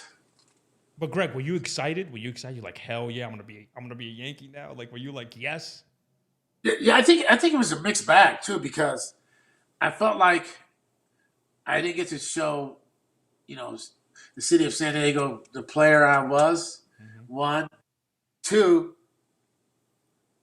Okay, now every move's gonna be scrutinized that you do. So I'm just trying to take it all in. But I didn't even know I didn't pass the physical there. I don't know what. I think I went back. I went to the hotel, and then true story. I don't think the team knew yet, and somehow I jumped on I'm back in San Diego, and I just jump on the bus, and we're going to. I think we had a day off. That's right, we had. And I jumped on the bus, and the guys they almost killed me by tackling me, and you know, happy I was back. So, like I said, man, everything happens for a reason. I only got to play one World Series. Like I said, I would tell guys. That's why I said, don't take advantage of it, man. It's a blessing to be able to, to have this job. Everyone doesn't get to grow up like a Derek Jeter and play in, or the Yeah. Braves and play, But and not play. not in nowadays. There's no way. I don't think a guy could stay with one team in nowadays anymore. Yeah, yeah. You don't get to experience that, And Robin Yount said something to me when I was young, and I was like, nah, I was like, okay, kid, you know what I mean? He was like, all these years, he said it goes fast. He said it goes fast. I was like, okay, I'm a rookie. I'm 21, 22 years old. I'm like, okay, it's gonna be, I'm gonna be here forever. It's gonna take there. It's in a blink of an eye. And Robin said, I only got to go to one World Series. I only got one shot. And ironically, the same thing happened to me. You know what I mean? I got to play in one World Series, and you look at it now and you see 10, 11 teams going to the playoffs, and you just wonder, because once you get in the dance, anything can happen. You know what I mean? Yeah.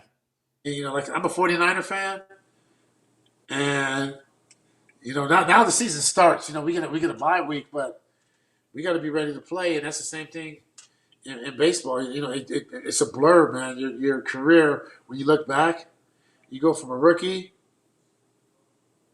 to a semi-veteran to out of the game, and Yeah.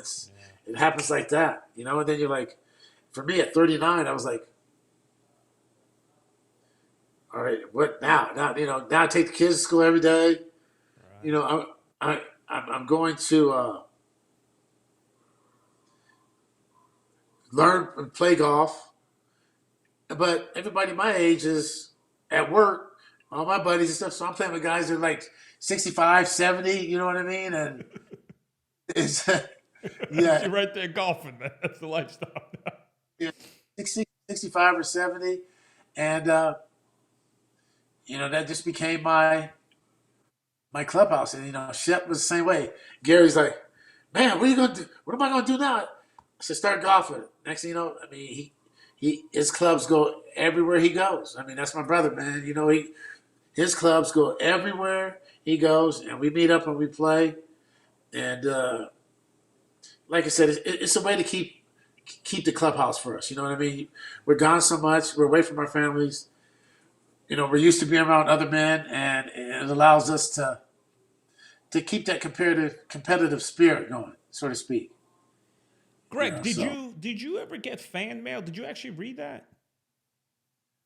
yeah, I read it. Yeah, I mean, any crazy ones? Any, like, whoa, what is this guy saying? Or what is this girl saying? Or whatever. I mean, come on. Yeah, the stuff they ask you to sign or they send stuff to sign. But yeah, it's you gotta remember I was Greg Vaughn. I wasn't like Ken Griffey Jr. You know what I mean? Yeah, Yeah, but Barry you Vaughn. listen. You made the 300 club. Are you kidding me? That's special, man. Yeah, thank you. I appreciate No, that. I seriously, man. You hit 300 home runs, 300 plus. To me, listen, you're a star, man. You're not just an average Joe. You're a star.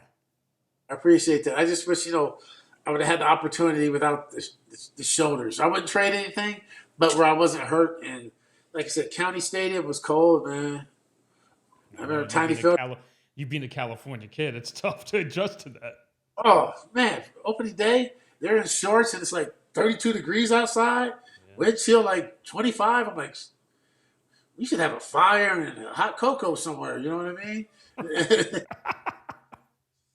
We're out here playing baseball and they're in shorts and no shirts. I'm like, sheesh. Yeah, man. It took an adjustment. Greg, which restaurant on the road, which city you would say, you know what? When we come in town, I'm definitely going to this place. It could be small. It could be big. It was your spot. Well, Boston, we go to Copley Square, the seafood in Boston, the chowder in Boston was unbelievable. Frankie and Johnny's in the Bronx, man. You know what I mean? The Bronx. But for me, Toronto, I mean, as far as like the jerk chicken and, every city was known for something, San Francisco, seafood heaven, back in the day. It was, still one of my favorite cities. Hopefully we can still save it. You know what I mean? No, it's terrible what they're doing to you guys. And all of a sudden they cleaned it up because the person from another country comes to town. Are you kidding me? I was there the day after. You didn't see a homeless person or garbage anywhere. I was there the day after, so it's amazing what they can do, but we don't do it. Chicago, I would say, was my favorite city all time.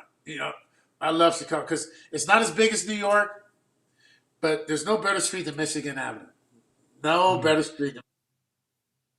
I mean, from the pizza to Italian food, we got anything we wanted, and the shopping and just the feel of the city. You know what I mean?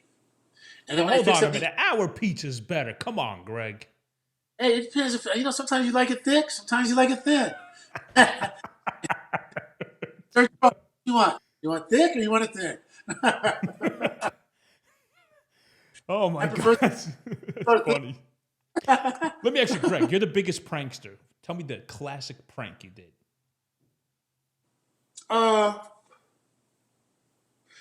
Well, I won't mention his name, but we had like a high pick, and after you're giving high fives, you walk in the. Down the line, everyone gives it up to everyone. I'm like, how's he? He's a position player. How's he dressed already? I'm like, did he shower? Does he use soap? And clubhouse kids were like, so took all his clothes out of his locker, and we made him shower every day. Wait, you didn't believe in showering? Is that what you're telling me? He didn't. Oh, my God. What? No, he didn't shower. I'm like, you got to shower, dude. You got to shower. You got to shower. He handled all of it. There's a lot of pranks, man. There's on the field, off the field. There's a lot of pranks. Did you do a lot of pranks to the rookies? No, because they got messed with so much anyway. You know what I mean? I tried to help them be at home and let them know everything. It was all out of love. You know what I mean? Like I said, all the good players from Carl Crawford to Aubrey Huff, Toby Hall. All Boone. It doesn't matter. All those rookies, all the good players, if they say get dressed, we're at Yankee Stadium and you got Huffy and CC Carl Crawford. They're wearing Hooter outfits, walking through all the big crowd, because you got to walk through the people. And you know what? They weren't proud. And then you get some other guy that's a fringe player talking about the spread and all this. He's a rookie. Calling the general manager, or his agent to tell us to give his clothes back. We're like, nope. We're not giving them back. Either he's going to be part of the team or not part of the team. We're not saying drink 1,000 beers. We're not shoving them underneath water. You got guys that are going to be, number one starters, and then stars getting dressed and you can't fit in. Quit taking it personal, dude. Just be part of the team. It's not like we're not doing anything too bad. You're dressing up. You're in the big leagues. I had to dress up. We had to carry bags. We had to bring beer to the bus. We had to make sure everyone had beer. If Robin or Royster or somebody beer was, hey, you need a beer? Me and Shep were getting them beers. Hey man, I'd rather be there in AAA than in AAA. For me, getting beers in the big leagues is a pretty good job. Hell yeah, it is. I mean, you're going to be a waiter for a little bit, and there's nothing wrong with that. It's just temporary. No, just be the best waiter you can be. Right, exactly. Robin, here you go. Paul, here you go. Dear, here you go. You know what? Just be the best waiter because you know what? Even my rookie year, I think rookie salary was like 63,000 or whatever. Shit, they take you out to eat. You know what I mean? So you can be a good waiter, but hey, it's just part of it. Yeah. Hey, we're going to eat there. We're going to eat there. We're going to, hey, you just like I said, man, don't take it personal. Greg, I'm so with you because I always, a lot of people picked on me in a friendly way, and I loved it, and that's why they wanted to keep hanging out with me because it's like we're having fun, man. That's the bottom line. Yeah, the bottom line is, I mean, like we stated earlier, there's enough crap going on in the world that why be frowned and miserable? Let's try to be happy. Yeah. We're in charge of thyself, so let's be in charge of our mindset. It takes a lot of work to be miserable and fine, and you're not a good person to be around because you know what, you're not that fun. You know what, to be miserable and complain about everything. Yeah, you can have that. Yeah. Greg, No, I talked to Sean Casey today, and I said, give me a classic story with Greg. He says, ask him about his cappuccino machine, his own cappuccino machine. Now, talk to me about that. okay, man. So I went to University of Miami, right? Mm-hmm. I wasn't a big coffee drinker, but when you play every day, you got to drink some coffee, right? So I had a Cuban coffee machine. So if I'm gonna drink coffee, I wanted to drink Cuban coffee, and but I didn't bother anybody, right? I didn't bother. I went by my own machine. My boys in Miami would send me my coffee, and the clubhouse guys would learn how to make it, and I'd have about 3, 4, and turn into something crazy before the game, sweating all over the place, and did he tell you that everybody else drank it too? I'm sure Mr. Casey, the mayor, I'm sure he had a couple cups. He didn't tell me anything. He just said, ask him about the cappuccino machine that he had. It's crazy because, yeah, I brought it to the clubhouse, but I packed it. I took it on the road. But I shared. Whoever wanted it, I mean, whatever. I remember the Vulture. You talking about a story. So I bought the machine. I paid for it, and everybody in San Diego drank the Cuban coffee, from our Latin American players to our coaches. I mean, everybody drank it, right? So Brian, our clubhouse, I called him the Vulture because the shit he used to charge guys for stuff. I love Brian. And it was a running joke we had. But I was with Mizuno, so I didn't have to pay for anything. I had my sliding shorts. Then Mizuno gave me sliding shorts, batting gloves, so I didn't have to pay for anything, right? So I got this bill on my desk for coffee. I was like, I bought the machine, I bought the coffee, but I guess he bought a bag because everybody's drinking it, right? So I went to the bank and got like $27 worth of pennies. And I threw it all over his desk and said, there's your bill. All right. So, what about your meetings with Denny Nagel? Where were you having meetings together in spring training?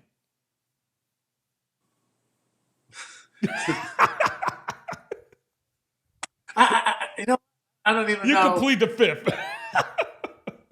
I do plead the fifth because I'm going to tell you what, man. Like that, spring training, we're in Sarasota. There ain't nothing to do in Sarasota, right? So we're in Sarasota, and and we're starving. The running joke was, because we were hungry all the time. We get done with our workout if we didn't play or if the game was over. First, we're trying to transform the Stowe family, who I love to death. We went from peanut butter jelly and soup to we actually got real food. You know what I mean? In spring training, and but I didn't eat too much. Like I said, at the ballpark, I was on a different program. I was never hungry at the ballpark. I would eat at 2 o'clock, and then I wouldn't eat until later after the game. But spring training is a different story because you got to remember we've been up since 6 in the morning. Every restaurant me and Denny would go to at 4 o'clock, you need a reservation because you can't get in till like 8 because all the retirees was already in the restaurant. We could eat anywhere. There was no place you could eat.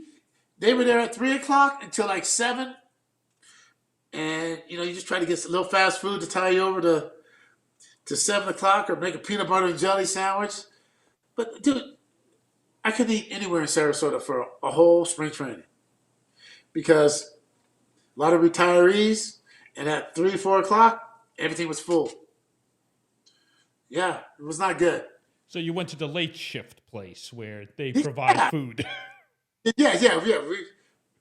We had some steaks in some interesting places.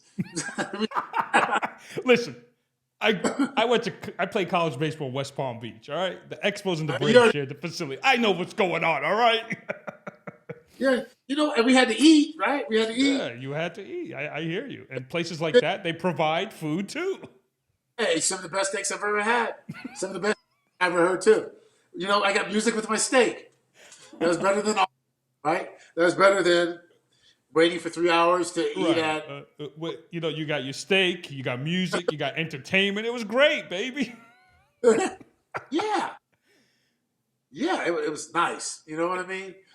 And then he tells me, I hit him. There was one time I hit him, and he got a little angry, and then we became teammates, and he asked me, yo, did you hit me on purpose, man? Did you hit me on purpose, right? Did you question him?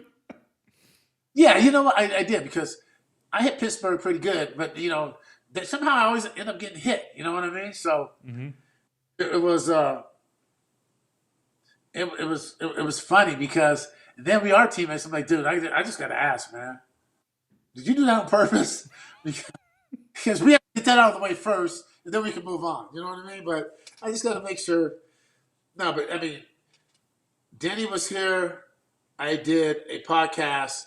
He flew to Vegas to see me, and we hung out and did a podcast, man. You talk about one of the funniest people alive. He's funny, and he does that train thing, but he sounds just like a train. He's good people. Like I said, I've been blessed, man, to play with a lot of great players, but better people. You know what I mean? Yeah. So, and you know what? And we still have those friendships, and we still have. I'm in 2 fantasy football teams with the Reds. I'm in leagues with other teams. Oh, by the way, thanks, former Reds, for me being the champion, I think. Thank you. Are you the king now? Are you the king now? I might take second. I don't know. But I beat him in the championship game. So I self-proclaimed champion. Oh, so congratulations on that. And who was your competitors in your fantasy league? Give me some names. Who was in your league? Casey, Aaron Bone, Pokey Rays. Shit, everybody. There's so many former Reds that we have 2 leagues of 14 teams. So, and Pete Harness is the commish. Oh. He's the commish. Ball sack is the commish. That's what he is. Listen, my man, Greg, I'll tell you, man, this was a lot of fun, man. Seriously. You're a great guy. You're a great father, great family man. And it's like, it was a pleasure really talking to you. Seriously. Is there anything else you want to say as far as like, do you still have your wine going on right there? Oh yeah. Matter of fact, hold on a second. I'll be back. All right, bring it.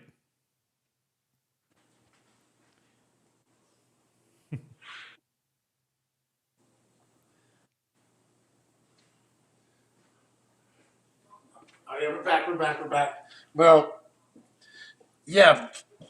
All my wines, the unique names, but as you can see, this one is wow. Okay, like 50, and So at the Choice Awards, the Proof Awards, this just got double gold, 100 points, uh,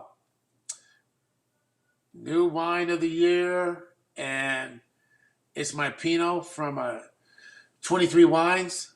And how the wines got started, I've always liked, well, when I grew up, wine was in a box, or it was Mad Dog 2020, you know what I mean? So I really didn't like wine back then. But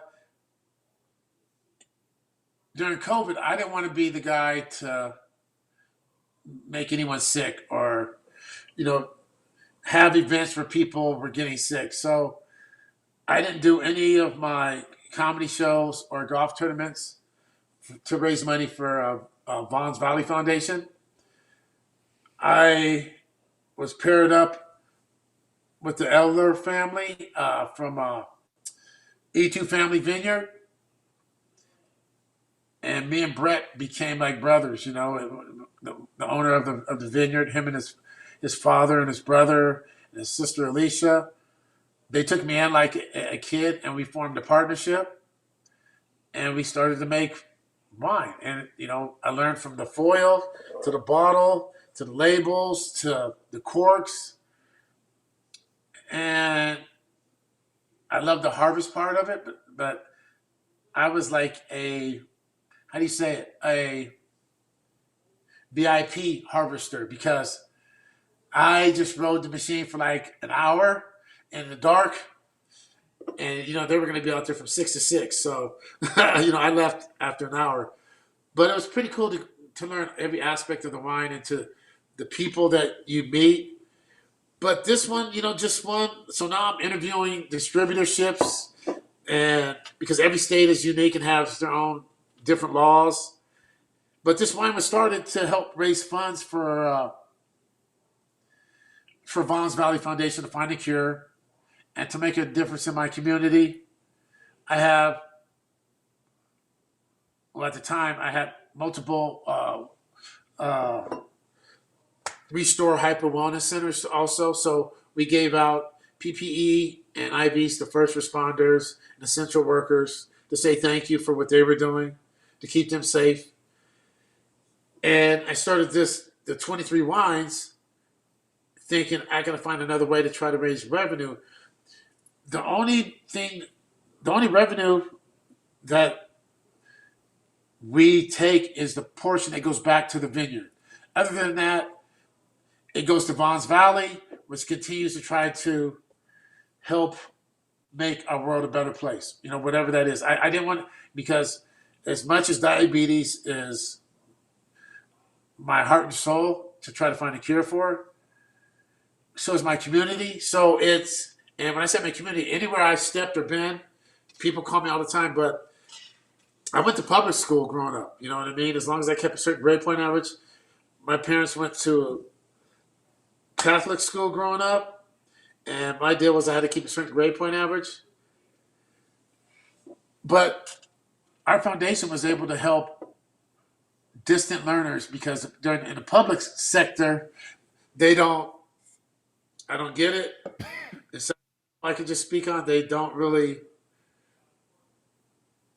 look after them like they do in the suburbs or different entities in, you know, Elk Grove or Loomis or Granite Bay or Folsom. Or, you know, shoot, they get taken care of. But, you know, I look at the guys that are running the school districts, and they are making $450,000 and $500,000 and or $300,000, and you know our kids can't get notebooks or tablets, or so we buy tablets, we bought whiteboards, we bought so they can get the internet. You know, because we're talking about kids that don't come from single parent family homes, but they have every right to have the same chance. It's not the kids' fault. We live in America, the greatest place on the planet. We can't do better than this, you know. So the wine has helped me been able to at least try to do my part. You know, the Vaughn's Valley Foundation, you know, to do our part to try to help people. But the main focus was, you know, diabetes. So vaughnsvalley.org, if you guys, you know, anything you can give, you know, to help the world, but also to make a difference in diabetes in these folks' lives, is greatly appreciated because for me, it is my kid was always going to get medicine because I was in a situation. But Big Pharma has it so people, I mean, you have to jump through hoops. And if you come from a town where, you might not even have, I don't know how far you have to go to even get prescriptions. And then they make it so expensive that, I mean, your kidneys, I mean, this isn't like, you want ice cream for dessert. This is like, I need insulin to live. Yeah. We have to be able to come up with something to help these people to be able to get their medicine. I mean, and there's so much that comes with it. It's just not insulin. It's the set. It's what you put on the pump that connects to your body. It's the needles. It's keeping the insulin refrigerated. So there's, that's what Vaughn's Valley was set up to do, to try to help the millions of people that are already doing it. You know what I mean? The Vaughn's Valley Foundation, we just try to make a difference. The wine, you can look me up, message me, Greg Vaughn 23, all the networks, and like I said, vaughnsvalley.org if you want to make a difference. There's nothing too short. We just appreciate everybody that has supported me in the past and that continues to support us and what we believe in. And yeah, man, this has been great though. I can't do much anyway because of my shoulder, but I'd rather spend it talking to you. So it's been a good day. Listen, it's a pleasure. And look, I'll be coming to Vegas during Super Bowl week if you're around. How far are you from the Strip, by the way? Hey, 15 minutes, everything. But I never. When you live here, you don't see it. You know what I mean? You don't go that way. We have great restaurants and. No, but the reason I ask you that because I'm going to be at the Strip. You know what I mean? So that's why. Because the food and wine experience, they want me and my wines there. So 23 wines. Yeah, we go, direct to the buyer. If you go to 23wines.com, we can get it to your house and you'll be supporting a good cause. Like I said, we don't take anything. Everything goes back into, the farm, the vineyard, and then the rest goes to Vaughn's Valley to try to make a difference. But now, hold on a minute. You have such a beautiful heart. How can someone actually say, I didn't like Greg when I played in the league? Come on now. Hey, I'm probably doing an interview, so I'm trying to be my authentic self. Please be yourself. You are being yourself. But the thing is, like I say to myself, look what you're doing. How can someone actually say, I ain't like Greg Vaughn? Hey, you'd be surprised. There's a lot of people like I said, like I said, there's always two sides to everything. Like I said, I'm divorced, and I'm thankful for my ex, for my kids, and everything that she's done. But everyone deserves to be happy, right? So, I'm happy, she's happy, and some people, just don't like you, and some people like you. I learned a long time ago from one of my hitting instructors, but also a psychologist. Doesn't matter if everyone likes you or not. But it did at one point in my life. I wanted everyone to like me. And they go, it's not important if everyone likes you. You know what I mean? Don't let the people that aren't into your day-to-day affect your life. You know what I mean? Don't let them have too much weight. So, I took that to heart. Some people like me, some people don't. Everybody has different reasons for whatever it is. I have favorites and I have not some favorites. So, but at the same time, like I said, man, we're only here for a minute, so just try to do the best job we can do. Well, on that note, don't go anywhere. You want the wine? It's for a good cause. We're going to blast this out there. Tweet, Instagram, Facebook. I'm going to cut the mini clips, and you just put it out there, too. Help me out with that, all right? Don't go anywhere. Hold on a minute. I just need a favor. Hold on. I'm going to finish it right now. Okay. Hey, this is Greg Vaughn, former Major League Baseball player. Hey, do me a favor. Subscribe to Eddie Mata's,